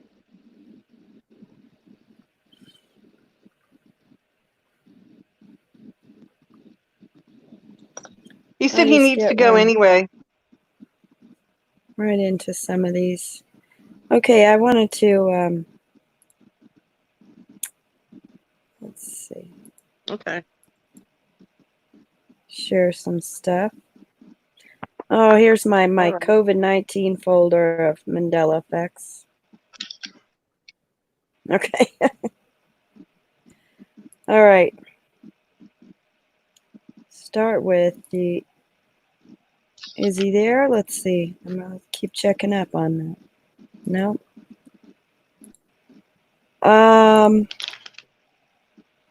FDA. All right. The F and the D and the A, all of these have changed for me. Oh, wow. That looks weird. Yeah, look at the F and the D. Look at that. That's crazy. I just noticed that.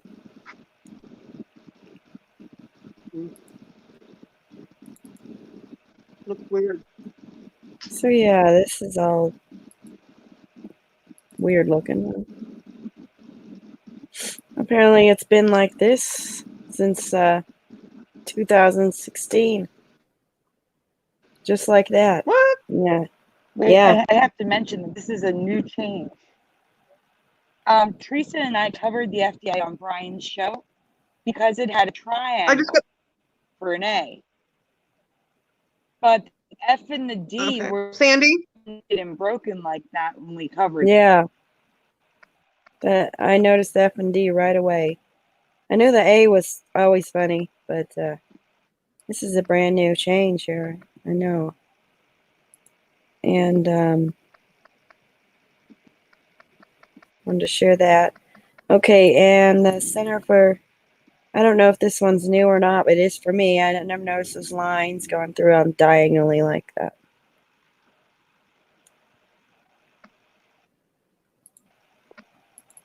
Yeah, that looks weird.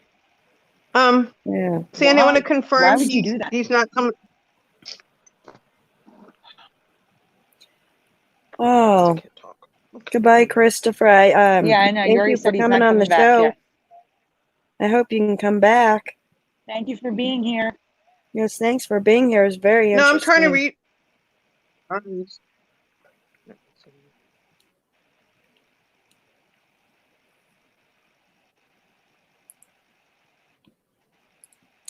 Okay, guys, I'm going to try to go through these as fast as possible. S.C. Johnson. Do you remember the J like that? Anyone? I do not. No, I don't either. It almost looks like a smiley face, like the S is your eyes and the J is a smiley And it's face. always been this way. 1999. Can you believe that? No.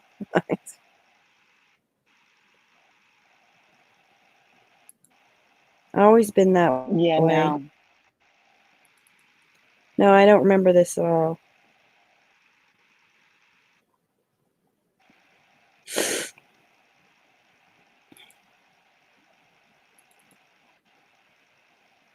That's odd. The diamonds and the J Sometimes look it's odd. just The hook. CGJ, and that's it. This enormous line here for the J. So that's a new one. Let's see. Kleenex is it's now in a rounded fashion. It's curved. I just noticed that. I remember this going straight across horizontally, but now it's just curving over. Are So those new antiviral? I've never probably. seen them before. Yeah, I've never seen those either. I think they are new. So yeah, it's Curvious now.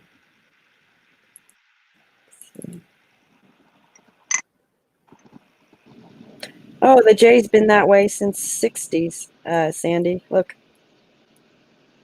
Look at Yeah, that. no. Nope, nope. I don't remember that. No, me neither. Let's see. What else? I think that's it for the COVID-19 Mandela effects. I got, let's see. Have you covered this one, the CNN, that it's been this way since 84? And that basically means like since the 80s that there was never separate letters. CNN.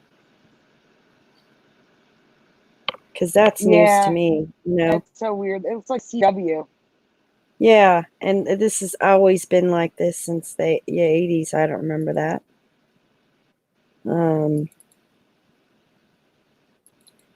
Let's see, we got Warner Brothers is a couple things here. First of all, we know about the logo going crazy, how funny that is since the 80s. It's always the W and B have been pointed down real low like that. I don't remember that at all. Okay. Mm-hmm. And then also, do you remember WB Kids existing? Warner Brother Kids? I don't remember that ever existing Okay, here's the thing. since We way covered back in Warner the. Brothers before on Brian's channel, but Mm-hmm. I've never seen that logo in my life. Never. Really? Wow. We covered the Yeah, pointy this. W and everything, but I've never seen that. Oh my God. And this is That the is Kids crazy with the purple and the Warner yellow. Brothers. Mm-hmm. I don't remember that. Oh, and look at this. It's apparently in the 70s. Look at that W in the 60s and 70s? I don't think so. Yeah, we covered that one too. Okay, and then it's I know we 72 covered that too. We were like, what the heck is Warner that? Brothers. Okay. And the And then it next one, the changed. W and the B is merged. If you look at the red one. Okay, yeah. All right, so But good find on the kids one. I've never seen that in my life. yeah, I've never seen that either. And here's this. Yes, Kids WB, but I've never seen that logo. Mm-mm. That's the craziest logo I've ever seen in my life. The purple and the yellow and Yeah, no. me neither. Is that 2010 to present logo? Can you zoom in on that? Is that connected with a dot? Like, is that connected? I don't think so. Yeah, they might be. The red and white one. Yeah, it looks connected, Or is huh? it just a? It does. Looks It looks connected. That's connected. what I'm saying. I don't remember it. It was Mm-hmm. the. We lost Teresa again. Teresa, come back. Okay, and where is she? Okay, let's see. Next one. All right, Discovery Channel. I remember the Discovery Channel. Okay, here's how it is. Discovery Channel. Now.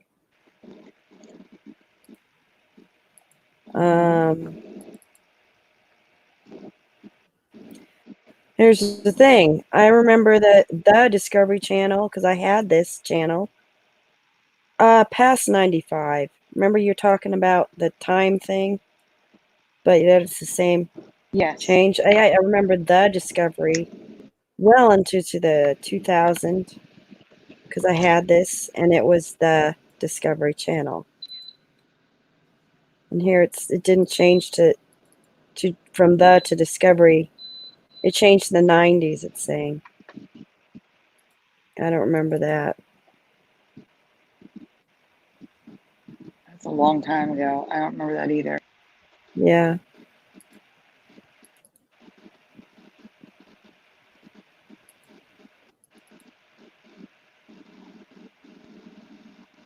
Is Teresa backstage? And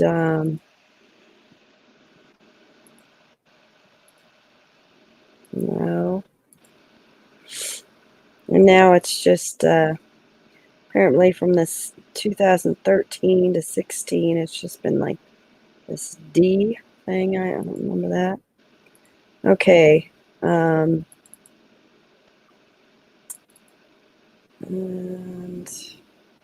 Oh, okay. I've covered this one, but I want to cover it again. Unsolved mystery. Look at the V. It was never like that. I've never seen that logo for Unsolved Mysteries. Oh my God. Mm-hmm. It's always been cursive in like this purplish pink. Yeah. Now it's every single one It of was them like has a 4 V like that. bars. Mm-hmm. That's not even the logo. The logo I remember was like 4 bars of silver or white that were like glowing, and then Unsolved Mysteries was written in cursive across it. Yeah, I know. Here, I'm gonna go to it.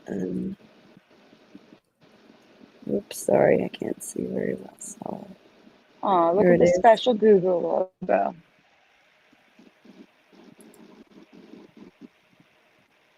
Watch, look at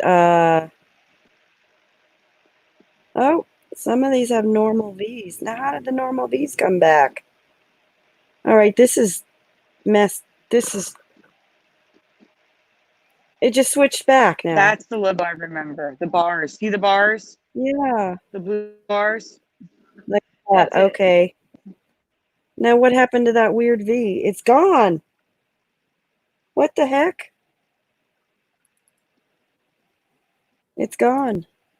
I Oh my had that God. strange V there, and that's all I saw. Every single one of them had that weird V, and now it's changed. What the heck? Oh wow, that's crazy. Oh my God, it's changed all of a sudden. No way. It flipped back, that's all. Yeah, it did. It flipped back completely. Oh my God, it flipped back. All the V's are normal. Okay, this is really weird, guys, because this V was like this on every single one of them, not just one. It was on all of them. Well, at least the one you have, it's still the same way. Yeah, the one I have is the one that it was. All the other ones were too. I think that oh man, it's very weird. It changed back. All right, like I said, it Is was an Teresa old one. It backstage? changed back.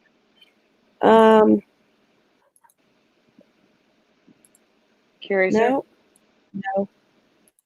Teresa, come back. She's not even in the chat. Yeah, where did you Where is go, she? Teresa? Maybe she's talking on the I phone don't to know, I'm Chris. gonna message her. Okay, here is a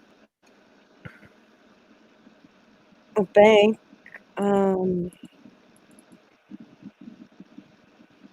Logo wasn't like this. T and the D are one now. I actually covered that and found residue of it without the T and the D. Do you want to see it? All right, if you want to send it.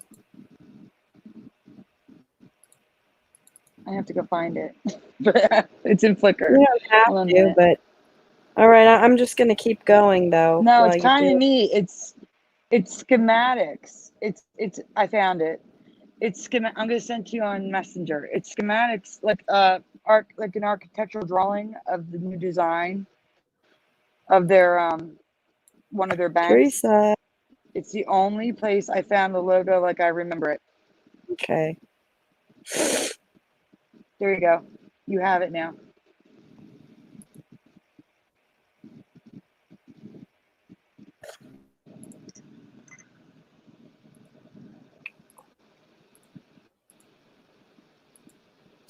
All right, there it is. Very good. That's normal. Definitely is. That's the only residue I could find on it when I covered it then. Mm-hmm. The only residue. Okay. New York Giants logo. Look at the N and the Y. What the? Yeah. Anybody from New York or New Jersey who likes this team? Because we're the Eagles and we don't. So I'm asking. I don't remember that logo. Yeah, it's very bizarre.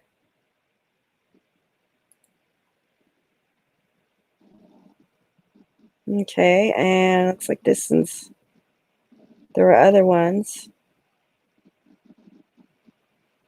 This one's changed for me too. Look how merged Giant is. Look Yeah, how merged Giants. Giants is at the top. Yeah, it is. Look at that. The T and the S, the G and the A, that everything's merged. There's how it used to be in the top left. Right at the top left of the screen. There's a Giants in the Okay, NY, this is and how. it's not merged. Yeah. Okay, I want to point that out. Let's see. Oh. Chancellor Napa says, I have a Giants logo right behind me. Is yours merged?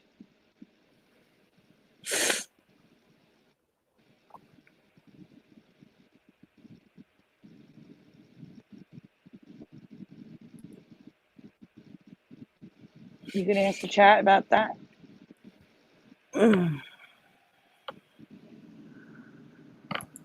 Curious there? Huh? Oh, okay. Are you gonna ask the chat about the apple?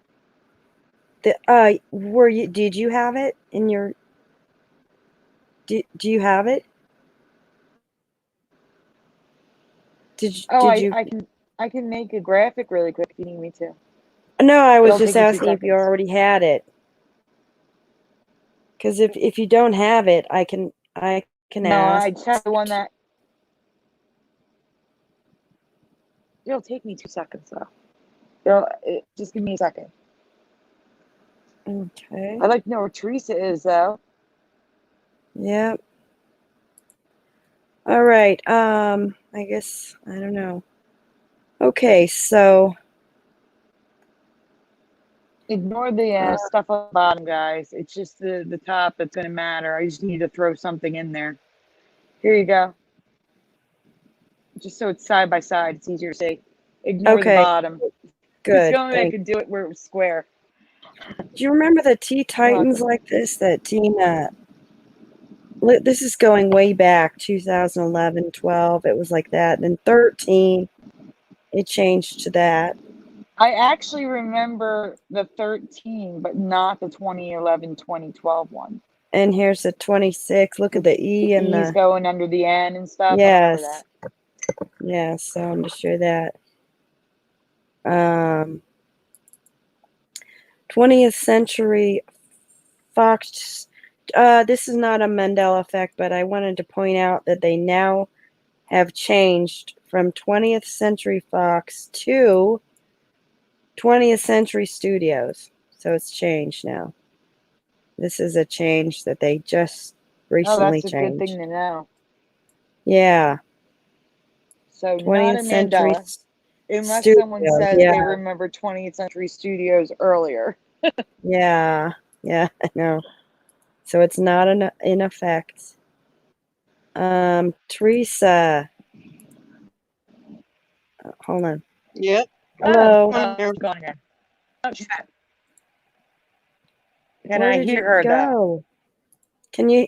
I'm Teresa, right are you there. there? Okay. Yes. Nope, I can't hear her. Okay, Sandy. Every time you leave, I have to leave and come back and clear my settings. So whatever you're doing, please stop. Because now I gotta clear all my settings. I'll be back again. I didn't do I gotta leave. What?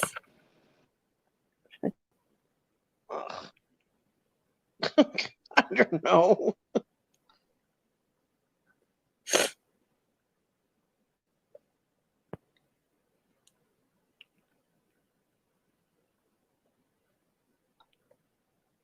What's up?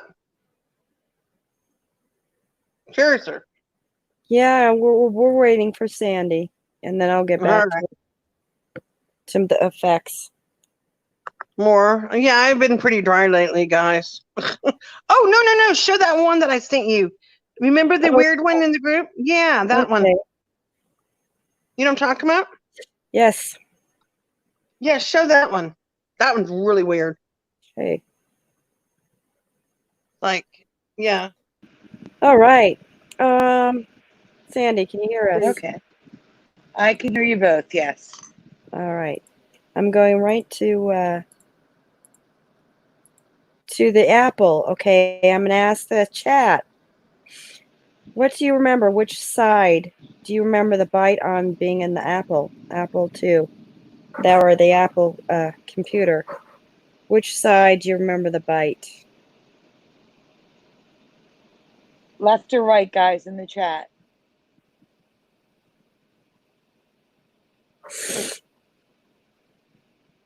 Can you see the chat? Yes, I can. Wizardry says right. Okay. Big Al 311 says right. True TNT says left. Chancellor Napa left.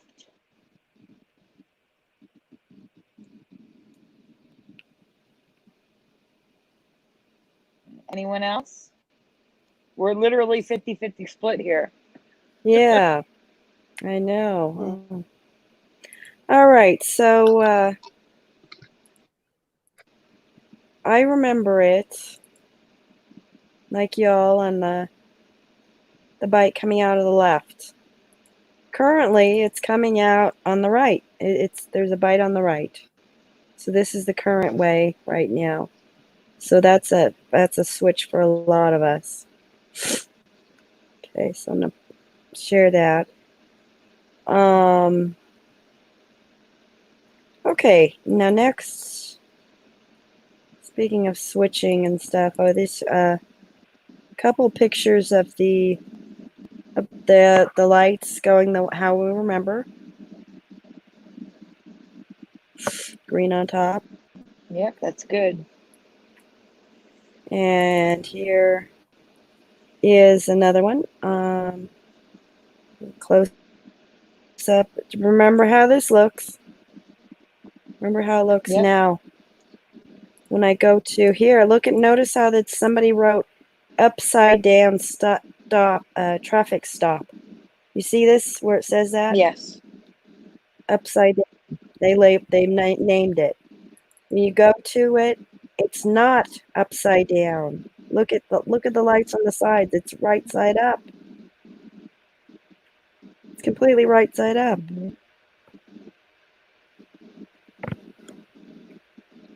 I have residue of this too. Different residue. I have residue of this in my folder too. It's funny that they would call it upside down when it's not. Yeah. Okay. A couple more here.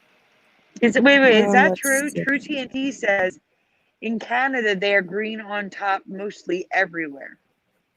What? I've never Now heard that's of that. bizarre. Why would they have that? Now why would they have that just somewhere and not other places? What? All right, I wanted to share. Humans now have existed since when the dinosaurs existed. In the chat, yes or no? Do you know that? Was it common knowledge to you that humans existed with the dinosaurs? Because for us, no. Yeah. No way. No way. I know that This humans. is a great find. Yeah, the first appeared a fossil human record around 66 million years ago. I thought humans were 1 million years old. All right. Soon after the Sandy, how do you say this? Cretaceous. Soon after the Cretaceous and Paleogene extinction event. Thank you. That eliminated about 3/4 of the plant and animal species on Earth, including most dinosaurs. Humans were at the time before the wipeout and everything. Never heard of this ever. I agree. Preliminal says dinosaurs way before, then the mammal age, then the humans. Yeah. My understanding was that humans were some at the most. This was at the most like 1 million was what I learned. 1 million about. And so this is like going way far back. you know, I don't understand. I'll look in more into this actually. So, You but lost anyway, Teresa again. Teresa, I'm going to message her to go on her other phone. there she is, Teresa. Okay, she's back. Can you hear her? Can you hear? Nope. Nope. She didn't say it. Teresa, I I say messaged didn't say something. again. anything yet. Oh, Say okay. something. All right. I can hear you, Teresa. All right, good. Teresa, if Teresa, you get you kicked have out again, listen, if you get kicked out again, use your other phone. It's not charged up. It's only 4%. Yeah, I kind of run down low. Yeah. Well, make sure your phone's not on the floor. It doesn't get a good signal down there. No, I'm not on the floor. I'm sitting on my bed. All right, the next one. How old do you all remember Earth being? Because my understanding, I thought the Earth was 6 billion years old. 6 billion, I learned. 15. Anyone else learn I that? remember 15 million. All right, I 15 remember million. 6 billion. We might all have different memories. 6 billion was 15 the million. Earth's age. Now it's 4.543 billion. No, I don't remember no 4. Well, I remember 6 billion years old. I What do you honestly remember, Sandy? I don't remember anything, honestly. I'm not sure.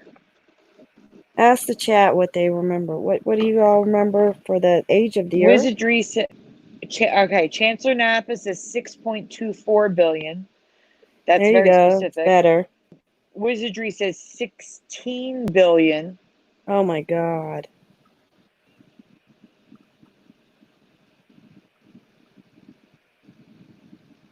Okay. Yeah, it's So only that's it.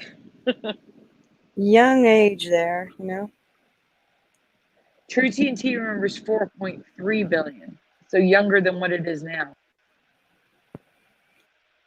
Maybe we did go back in time, you know. I think we did. I really do. I think we're on newer Earth than what we were on. Right. This is billions of years we've gone back then, you know. Which would explain the changes in the, you know, continents and stuff. It would change it would explain the changes in the continents, the warmer temperatures we experience, the less snow we experience, the fact that our seasons have moved. It explains a lot. Even our positioning in the solar system, in the galaxy could even change in all that time. So we're on a younger Earth, from what I remember. So that's bizarre to me. It's younger now. See, Okay. Gerald Neal says this is an older Earth, but I think it's newer. I think our continents are closer because it's closer to Pangea, and we're still moving farther away, which would also explain the higher increase in seismic activity because the continents are still shifting away from each other. I don't know. It just makes everything falls into place in my head with it being a newer Earth. All right, and this last effect I wanted to share is that there's now a meat-eating plant. Okay, it eats animals. A plant that eats animals in Canada. Mm-hmm. That's insane. Yeah, that's what it looks like.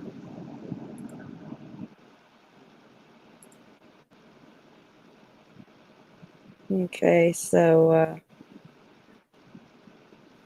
organisms might even go live in the pitcher, and it'll break down their bodies after. Oh, that's gross. Okay.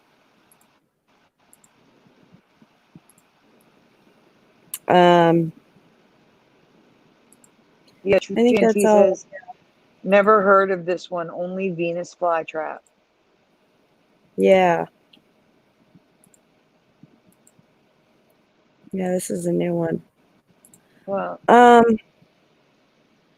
Let's see. I have to leave real briefly, okay? I am going to be right back, though. Will you be able to talk to them? can you? You guys? Why don't you put up? Well, I'll talk to them, but why don't you throw up on the screen the like? I'll give you a graphic to throw up on the screen. Okay. Okay. All right. Give me one sec. Here it is. Okay, just throw that up on the screen, and then I'll have something to talk about. Okay. That sounds good. Okay. I don't know if this is a Mandela effect for you guys, and if it's not, it's okay. But I remember learning about this in school. I remember seeing a model of this before mine was removed. And this has definitely changed for me. I asked Chris after he left, and he's not affected by this. So basically, which appendix do you remember? The one on the left or the one on the right? Do you remember a thin piece of, organ that'll chewed up and bubbly, or do you remember just a thin tube? Do you remember left or do you remember right?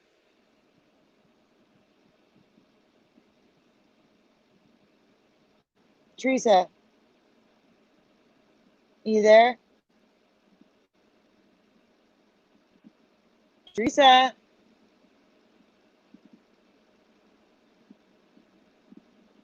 Hello?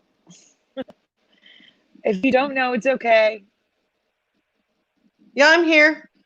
I had my appendix removed and I saw a model, and The one on the left. This stuff's you remember The one on the left. Okay. No, right. Wizardry I don't know. Wizardry says left. Drew TNT doesn't know. Chancellor Napa says lefty. Right. Interesting. You remember the right? I don't know. Are you guessing? I don't know now. Yeah. It's okay. Anybody else want to guess in the chat? I really don't know my appendix, guys. Seriously, they both look weird. They're ugly. It's okay. Are you saying my drawing is ugly? Yeah. Yeah, they're both ugly. Sorry. Well, I couldn't find a single piece of residue of what I remembered, so I had to draw it. And no one else in the chat? Well, we're not doctors, Sandy.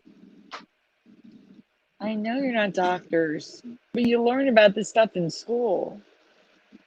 Remember, I'm an old lady. I've been out since 81. Okay, fine. Thank no, you. True TNT, your appendix is on the left. No one really knows what the appendix is for. We don't really use it anymore.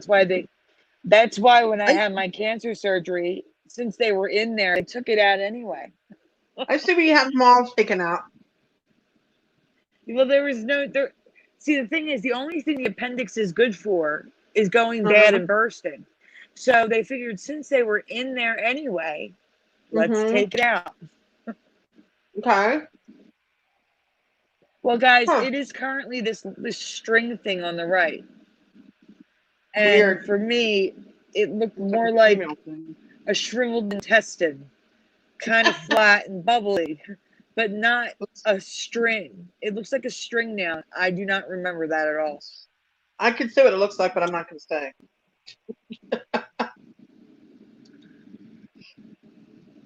I'm not going to go there.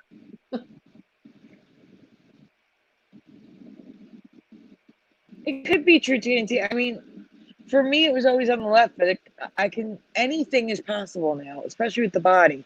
Anything is possible.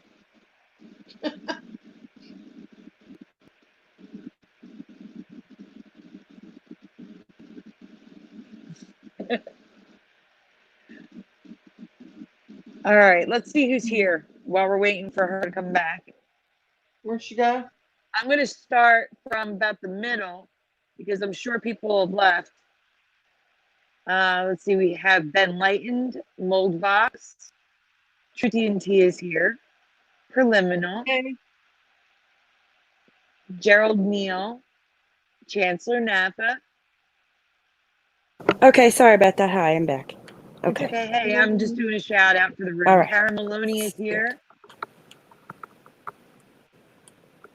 Just out of curiosity, Curiouser, which do you remember the appendix looking like, the left or the right? Let's see. There's a three, Michael Fontaine. I'm sorry. I don't know this one. It's okay. I'm thinking the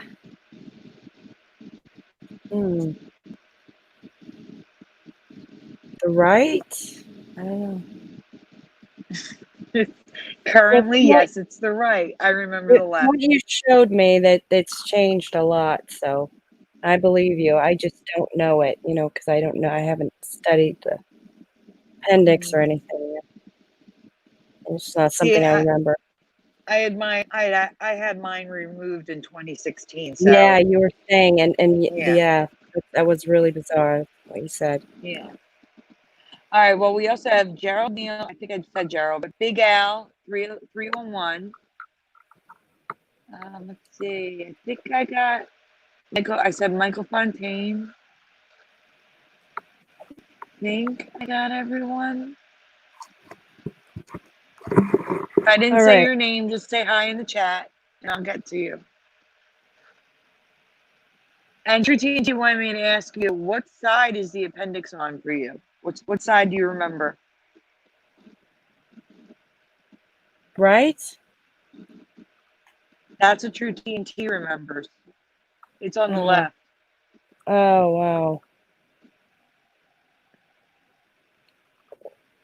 And it's much lower than I remember. Noble was talking to me about it, how he remembers it much higher up than it is. And I have to agree, it wasn't as low as it is now. Now it's like almost at your groin. It's very low.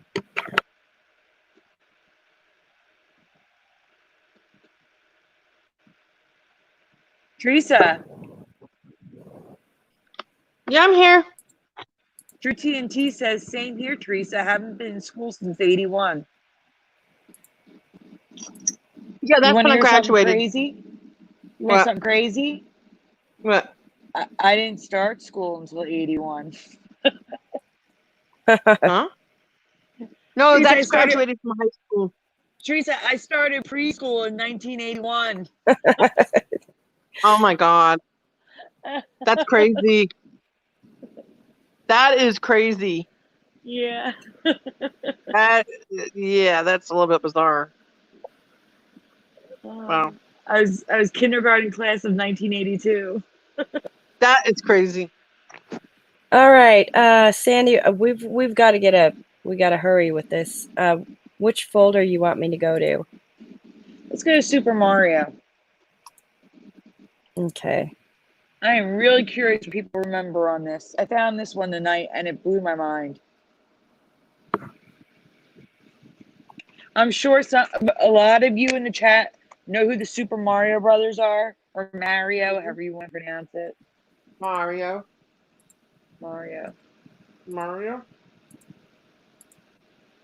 Some people pronounce it Mario. Some people pronounce it Mario. Whatever. We know what we're talking about. Left or right, guys? What color clothes do you remember?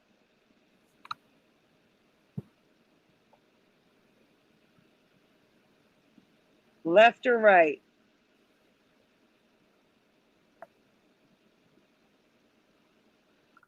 We're ignoring their hair for now. This is somebody's drawing.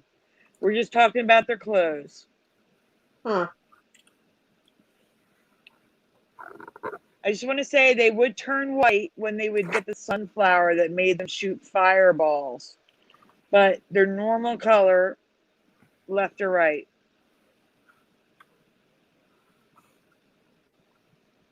Curiouser, do you know who they are? I think I remember the blue.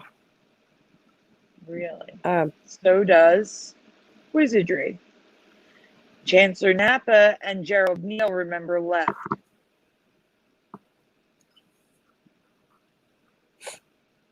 Anyone else?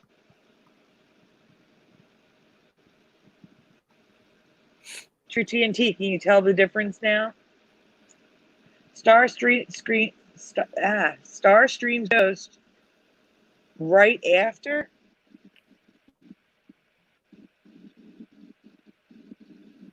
Chancellor Napa says right now. Don't be so sure, Chancellor. Anyone else? All right, well, I'm going to tell you, for me, it was left.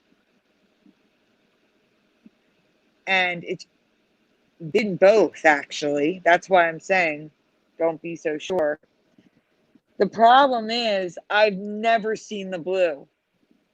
But the original Super Mario Brothers, it was the left. They wore yellow, they wore green suspenders and red suspenders because their shirts were blue. And now it's reversed. And it's been like that since 1989. Wow. For me, it's very obvious, Gerald. They never have blue suspenders for me. Never. Well, I have some images in that folder. If you can go through them, please.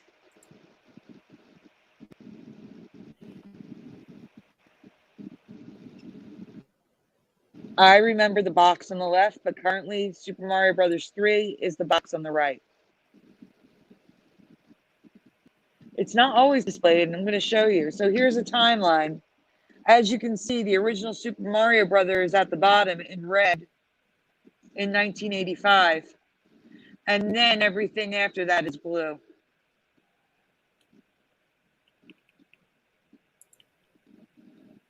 So did I, Chancellor Napa, and they never had blue for me. Here's another timeline showing the evolution of Mario. The first two are red, followed by blue, black, blue, blue, blue, and denim. So all of you saying it was never red, it was red in the beginning. And for me, it was never blue. So all of our memories are incorrect is what I'm trying to say. Here's a drawing of the Super Show, the cartoon, and they wear the outfits I remember.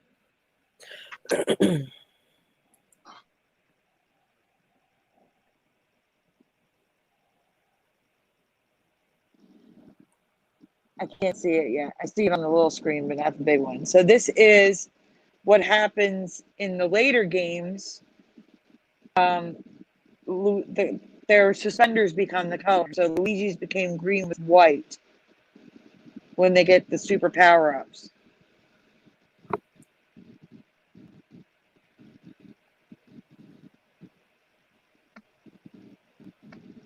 Again, the suspenders that I remember, green and red.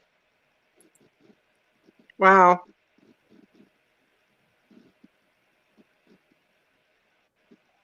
I don't think it's a false memory, Chancellor. I think it just changed.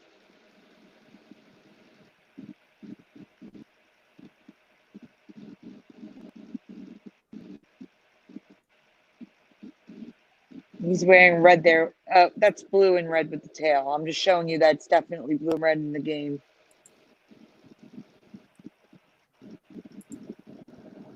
Now, what you're going to find interesting is the games. That's what he looks like with the fireball, the white. And that's him in the original with the red.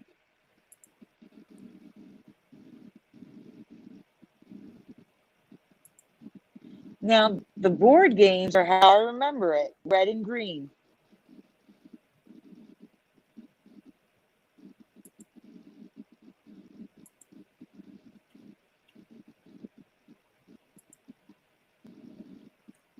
There's another board game with red suspenders.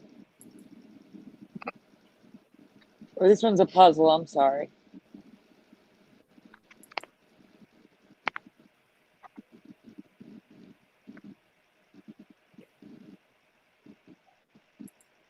And here's the Wii version with blue.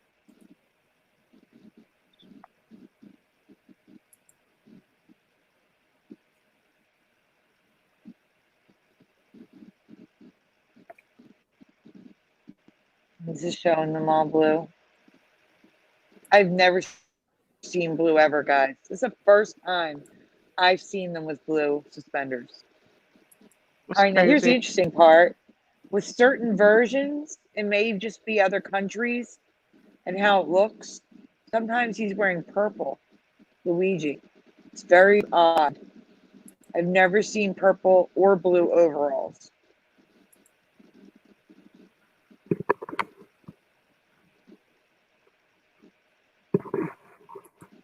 That's Mario wearing the green that Luigi wears.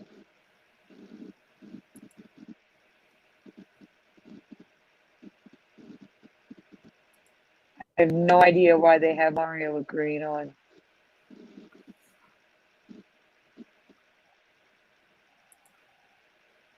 And that's the original image.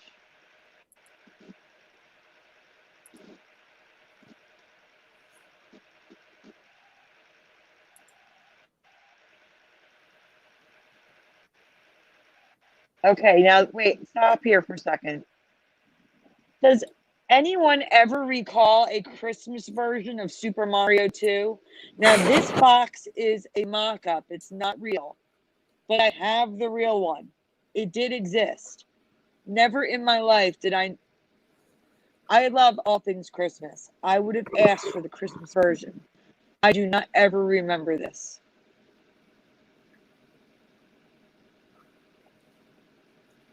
Gerald Neal, all the Luigi Halloween costumes are blue. Every single one of them.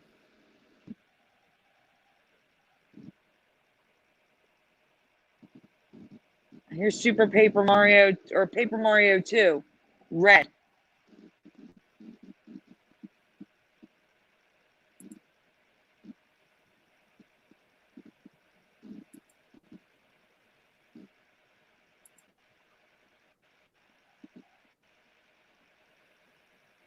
And there's the toys, they're all blue. And interestingly, the blues are different colors. Like, why is Mario's a brighter blue than Luigi's?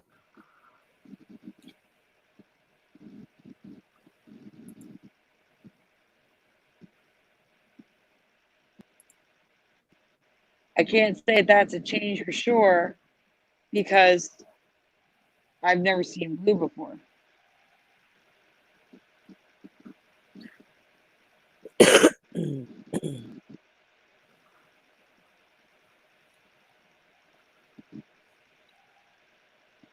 I'm waiting until we get to the real Super Mario Brothers 2.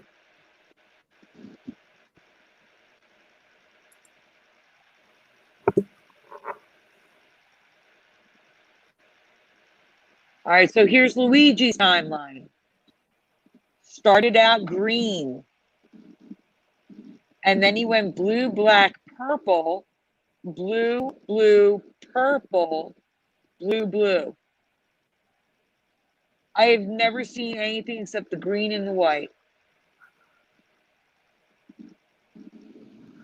I've never seen those other colors. They look completely foreign to me.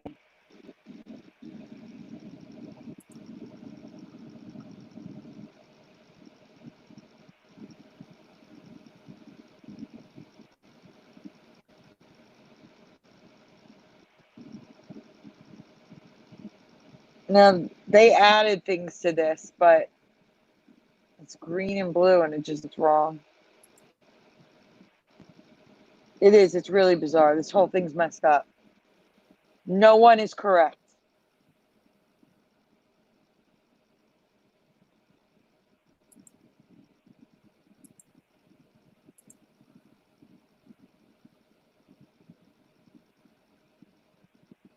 Regardless of what you remember, Unless you remember that it being all different colors like this, none of us have the current memory.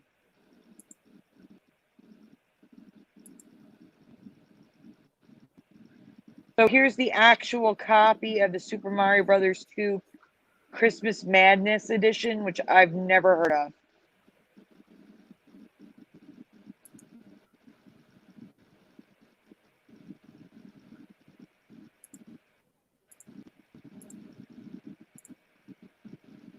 I'm thinking someone maybe like a developer made it that wasn't part of Nintendo. I don't know. It's very bizarre to me.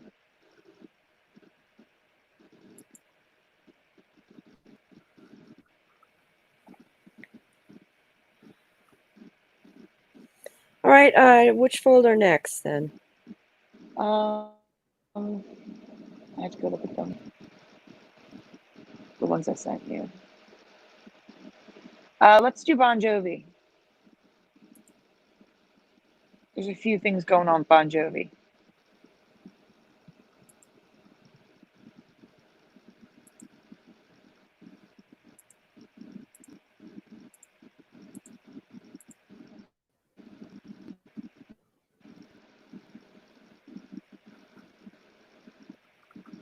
Okay, guys. Living apostrophe or living on a prayer. And I'm not talking about in the song. I'm just talking about the title. What is the title of the song?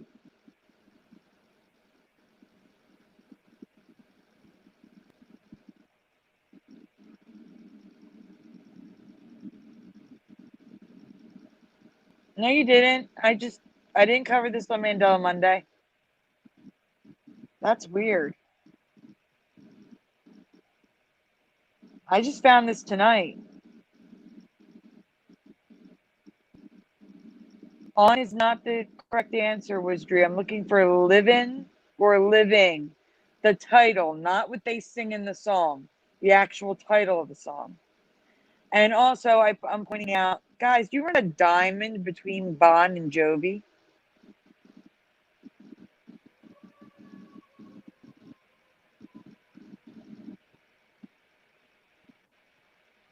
Curious or Teresa? No.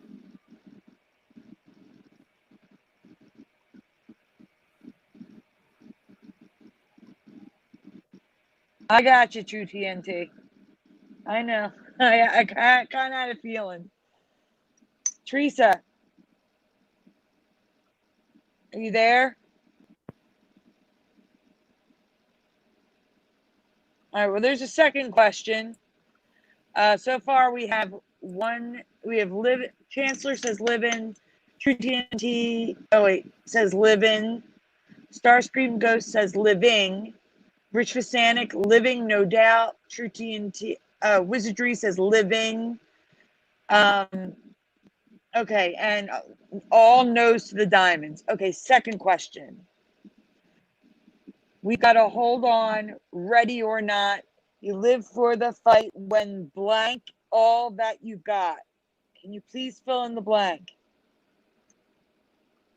Well, I'll tell you the answers in a minute, guys.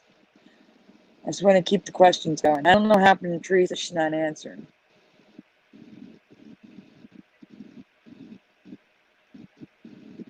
He's already gone propagate this light. He was here for about an hour and a half, 2 hours. Then he had to go.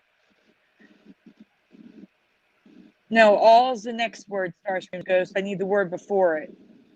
You live for the fight when blank all that you got. True TNT says that. Chancellor Napa says when the fight's all you got. That's not what the words are.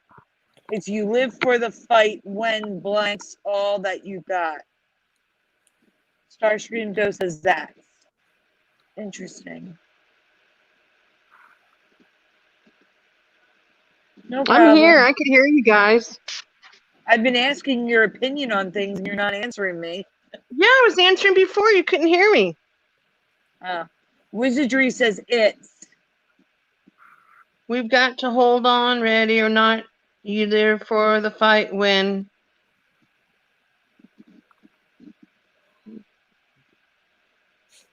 something's all you got? That's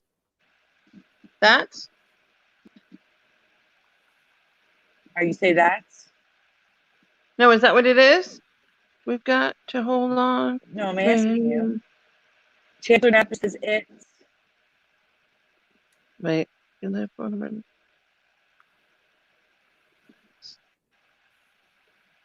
Oh, jeez. That's, or is that wrong?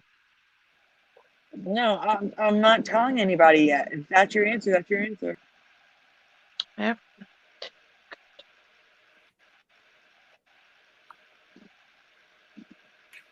It's just his thing, propagate.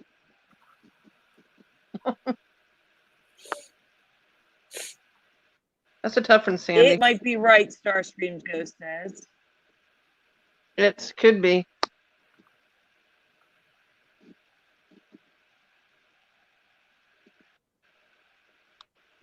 Types of dreams. All right, going back to the first part. It is living apostrophe. I know for a fact it was living. I have residue to prove it. Number 2, I remember it. You live for the fight when it's all that you've got. And now it's you live for the fight when that's all that you got. That's followed by that. Sounds bizarre.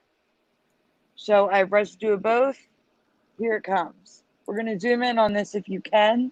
These are handwritten lyrics by John Bon Jovi, and he wrote that, which is interesting because everywhere you look, including Google, it says it's the way I remember it. So we're going to move along, but John Bon Jovi wrote that in this reality. But for some reason, every lyric I find, it's it's. So here's some residue. This is living on a prayer. But I bet I have really good residue for this, so hang tight. There's some memes mixed in and t-shirts and stuff. But I have some 100%. All right, so this is actually printed on a DVD, Living on a Prayer. Again, I remember them singing Live In. They did sing Living on a Prayer, but the title was Living with a G on a Prayer for me.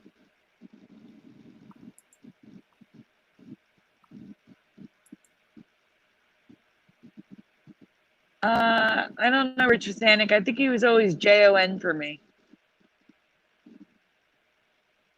So this is listed as a as a Bon Jovi t-shirt, Living on a Prayer.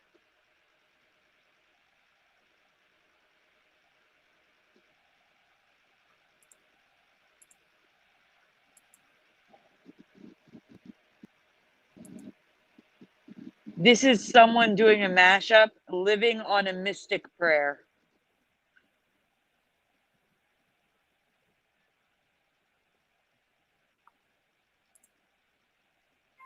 And notice there's no diamond between Bon and Jovi. Oh, Living on a Prayer. This is another t-shirt.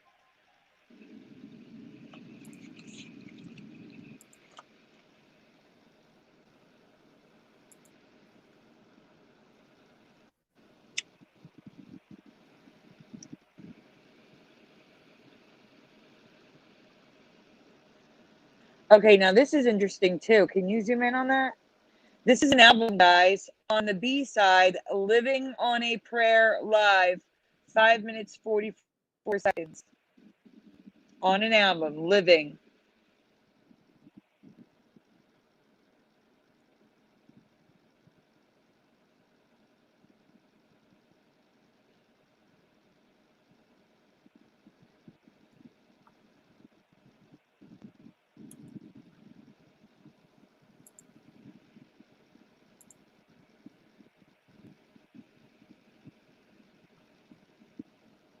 Okay, this is autographed lyrics by the band.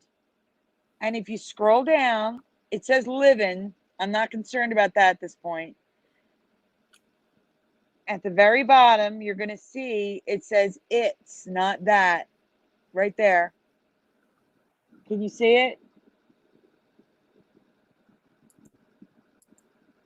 It says you live for the fight when it's all that you got. And that is what I remember. And it's it's copyrighted 1986 Universal. It's the lyrics I remember. But they sing that when that's all that you got.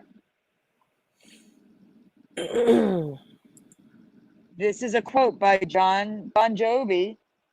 There's a different kind of meaning now to living on a prayer.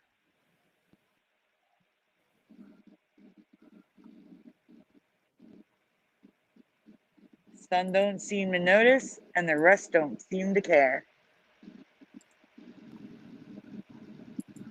No, I haven't, Wizardry. It's not always that easy to do, to be honest with you. But I found this tonight, and I was kind of rushed to get it ready for the show. So here's sheet music for Living on a Prayer.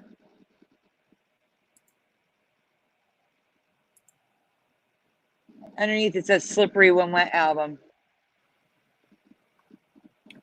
Now this, I have this because I have a close-up of it. You don't need to zoom in on this one. This is a Living on the Prayer t-shirt with all the lyrics to the song on it.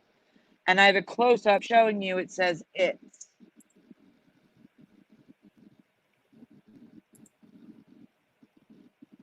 It's coming up, don't worry. When we get to it, you'll know what it is. Here again are lyrics, and it says it's at the bottom.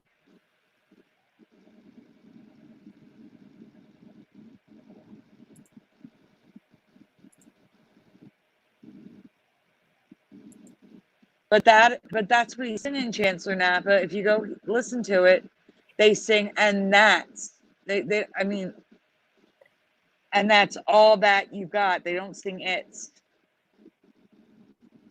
So here, in red, when that's all that you got, so it's in red because it's wrong for me, and underneath, Living on a Prayer with a G.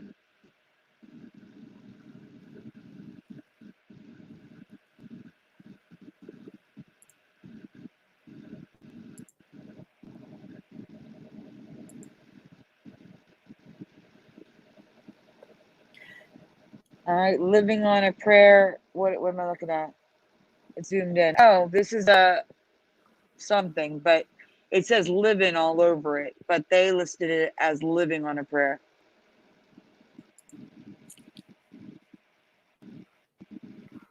I believe you, Chancellor Napa. That's what happens. They change. Bon Jovi, Living on a Prayer t-shirt.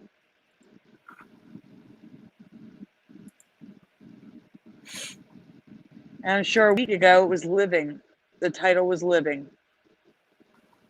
So here's that t-shirt, and I zoomed in and showed you when it's all that you got.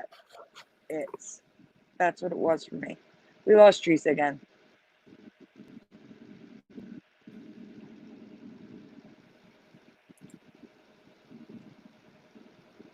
This is the Sun magazine. Bon Chance. Can I get Bon Jovi tickets? Or am I living on a prayer?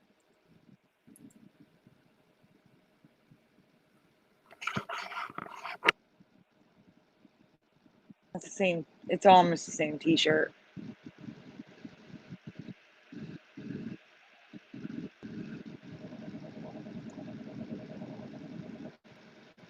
This is an actual CD, and it says Living on a Prayer with a G. I don't know if you can zoom.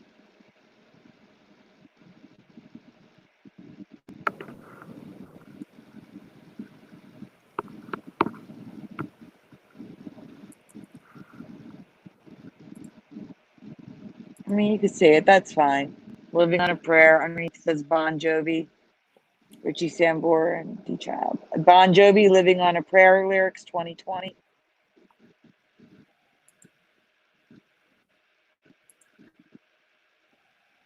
No, I think that was Panic at the Disco, maybe.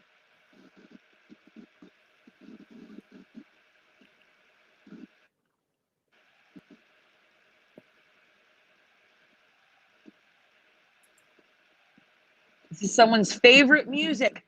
They don't know what song is their favorite song, the second favorite song. Living on a Prayer. You'd think they'd know it was Living.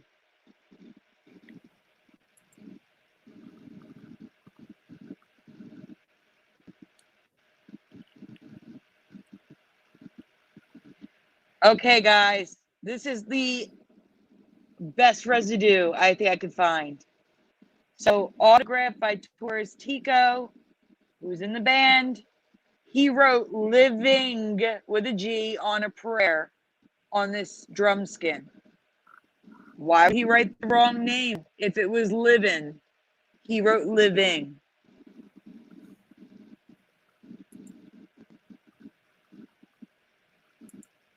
You should know your own songs, you know?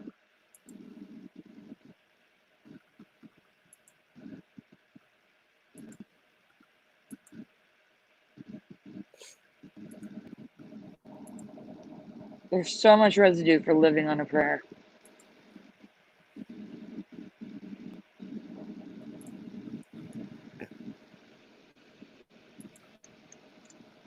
This is ringtones you can buy in an app, and it says Living on a Prayer. There's Living on the Prayer 1 and 2. I don't know why this exists, but it's like a test to see if you know the lyrics of the song. And it says, it's live for the fight when it's all that you've got. Thank you, Gerald.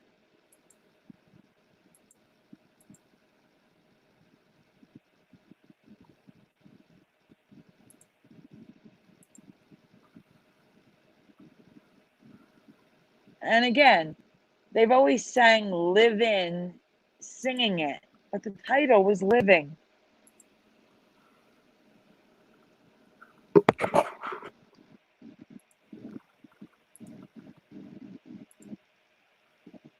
There's that stupid diamond again.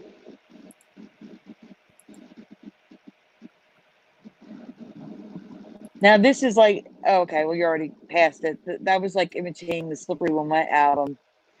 This is a Bon Jovi tribute band, and they are playing Living on a Prayer.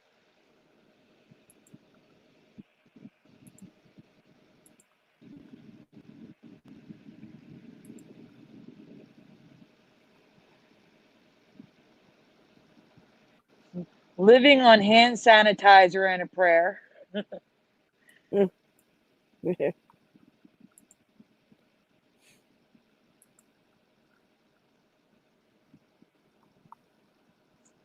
Look, no diamond, guys, just Bon Jovi, Living on a Prayer song pack.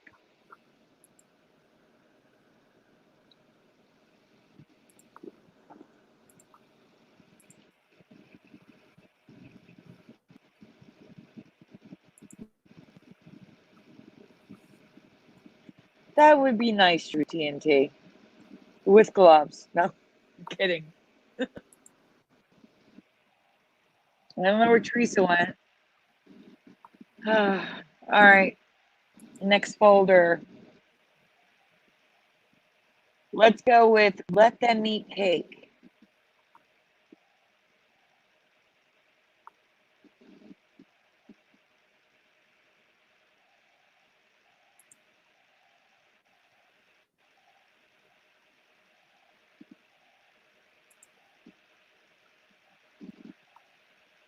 Curiouser, you there? Yeah.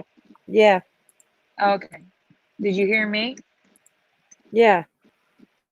Okay. This is really quiet. All right, guys. Who said let them eat cake? Anyone in the chat? Who said let them eat cake? And can we just appreciate the artistry of the person who made those cake pops? That is fantastic. Mm-hmm. Okay, True TNT, Star Streams Ghost. Both say Marie Antoinette. Gerald Neal says Queen Catherine of France. Yeah, I Queen of don't France know. It's okay. comes to mind Okay. for me. Anyone else?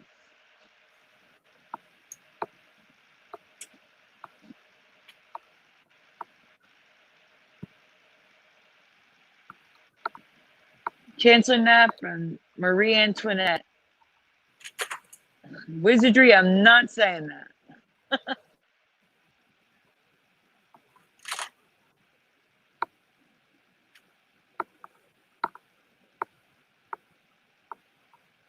Chancellor Knapp and the Queen of France. Preliminal Bob Hope. Gerald Neal, Marie Antoinette is probably correct. I'm probably wrong here. Chancellor Knapp, the Queen. Okay, well, I gotta be honest with you. I never heard about the Queen Catherine of France saying this. For me, it was always Marie Antoinette. The thing is, she never said this in our reality. Recently, there's been a movie about Marie Antoinette where she says, let them eat cake. She's never said it in this reality. I'm going to tell you who did say it. Can you go to the next card, please? The only person who said anything like let them eat cake in history wasn't even referring to Marie Antoinette. And they didn't exactly say let them eat cake. They said cake in French. But I need the next card.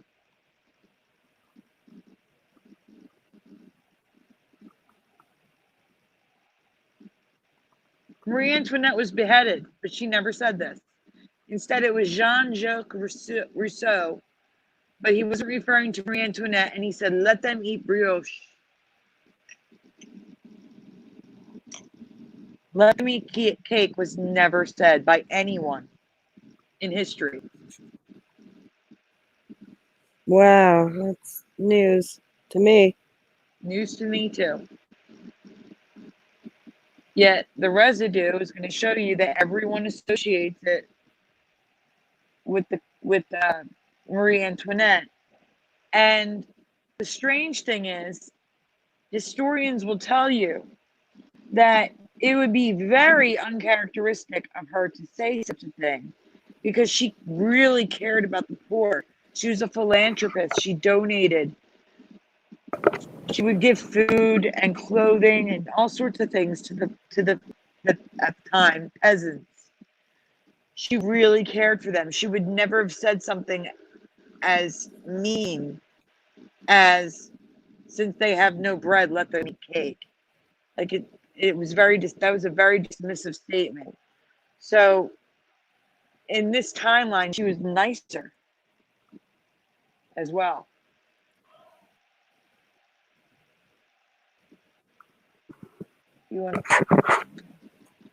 So here's a Marie Antoinette, let them eat cake.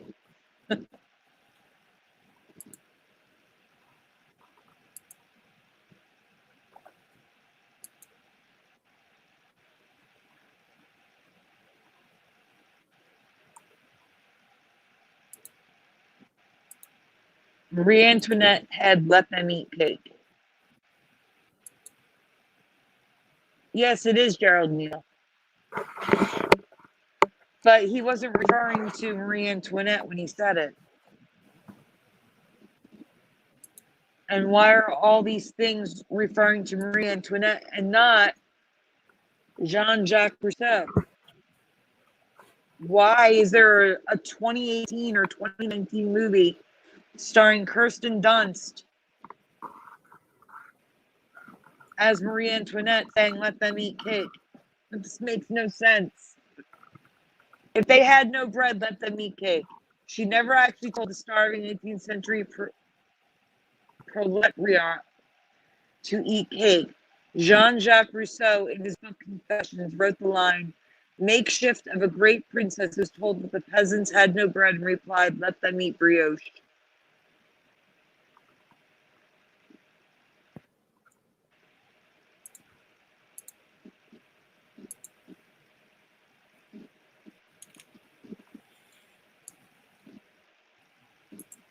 There's a t-shirt of that same sticker.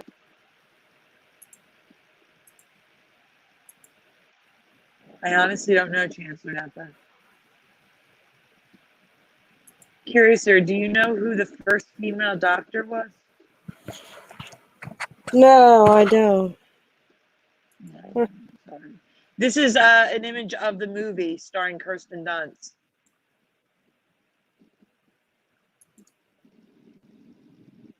She does, doesn't she? I agree, Preliminal.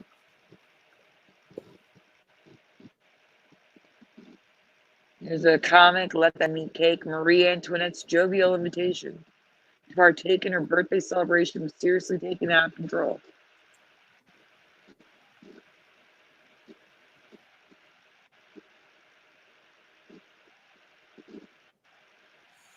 There's so much residue of Marie Antoinette saying this. It doesn't make any sense.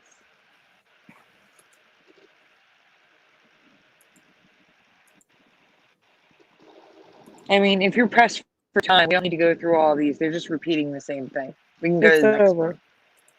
Okay. Okay. Next, we're going to do... Oh. I have quite a few. How many more do you want to do? Yeah, we've only got like a few minutes. We don't have much time here. All right. I hate to say. Really quickly, just show the it says logos and residue, but it's just the one image of the upside down light.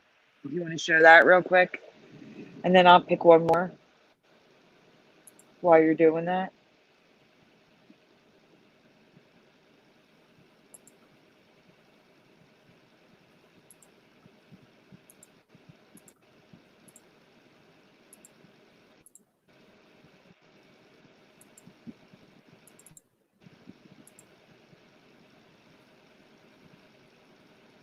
So this is in Syracuse, New York, guys. It's a functioning light on top of a building with green on top. Besides the one that's in Massachusetts somewhere, that's actually a street light. This is the only functioning one I've ever seen. Yeah, that's weird.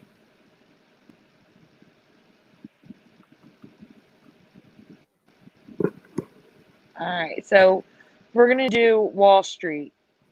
I'm not going to do the ones I covered on Mandela Monday since I have so many new ones.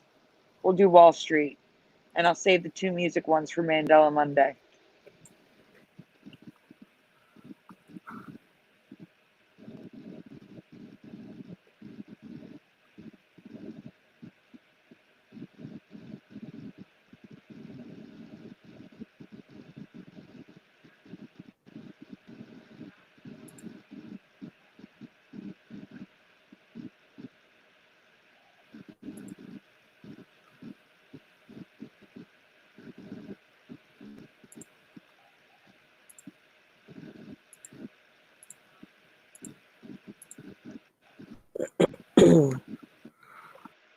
All right, guys. I took the quote out from the picture. What is Michael Douglas's famous line in Wall Street? He played Gordon Gekko in Wall Street. What was Gordon Gekko's famous line? Does anyone know? Gerald Neal says greed is good. Anyone else?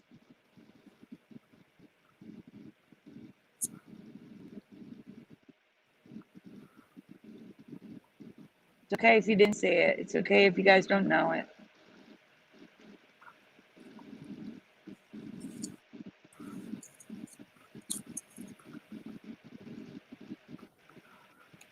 Never watched it. It's okay. It's an older movie, guys. I understand.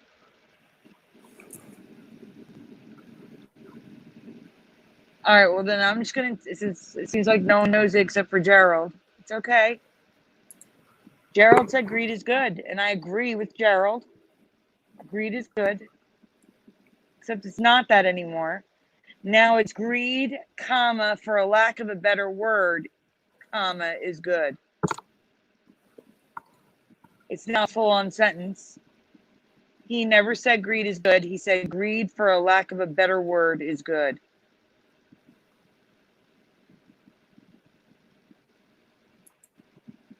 And that's wrong to me. It was just greed is good. And we found some pretty good residue, Teresa and I.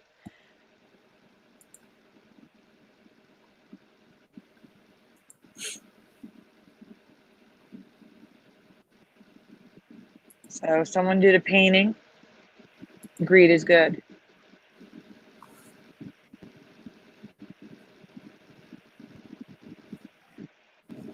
Is greed still good? Asked Fortune magazine.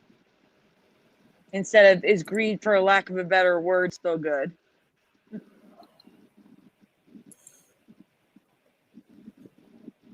Greed is good.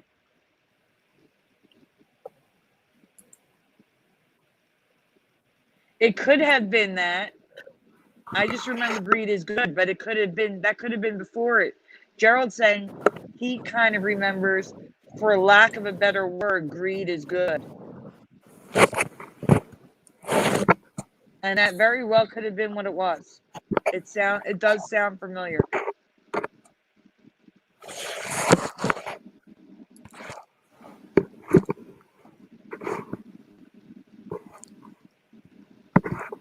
Now, interestingly, right on the DVD, it says greed is good. No dots, no nothing, just greed is good in quotations.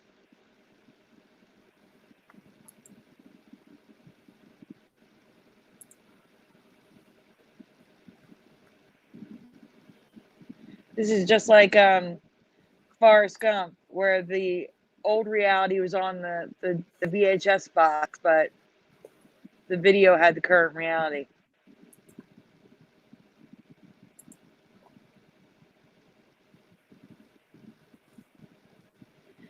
This was in a newspaper. Greed is good. Greed is right. Greed is good, not greed for a lack of better word. It says it right there in the quotes.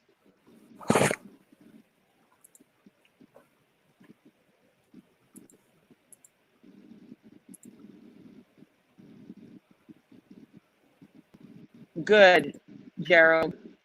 For a lack of a better word would be good.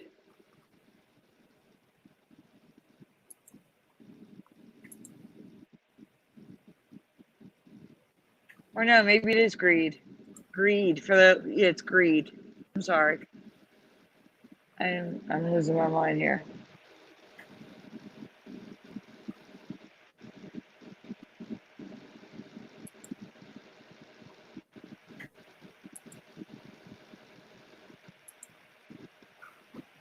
There's a lot of residue for this.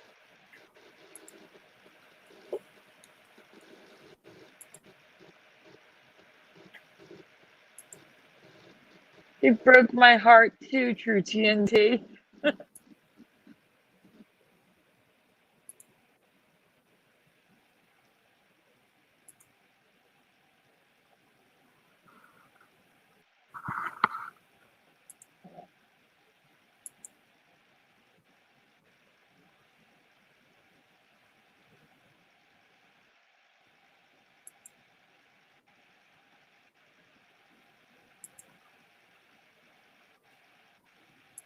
There's a lot of residue for this. Happy birthday, Gordon Gecko. I can't read. Oh, 5 favorite quotes. And then I had an image of him saying greed is good. It's just probably not in the same order.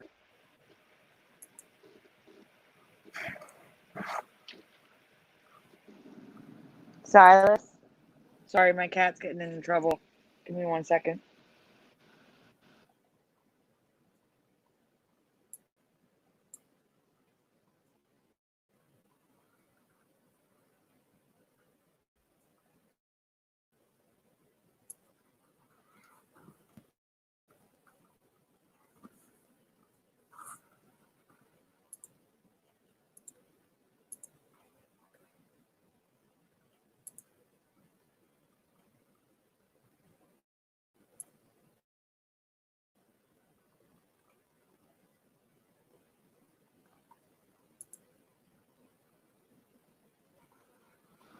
Sorry, he wanted to go out of the room. Yeah. And Okay. he was That's all right. banging on the door to get out.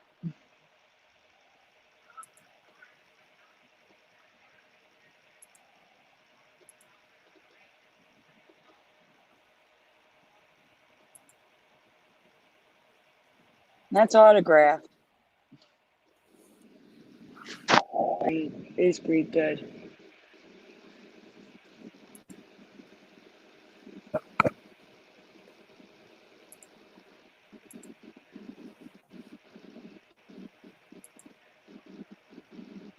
And that's the original image I took the quote out of.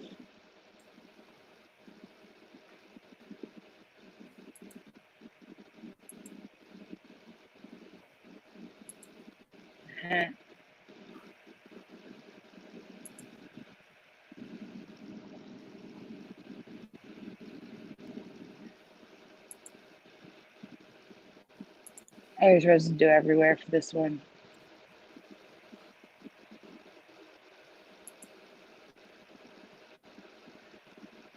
Okay.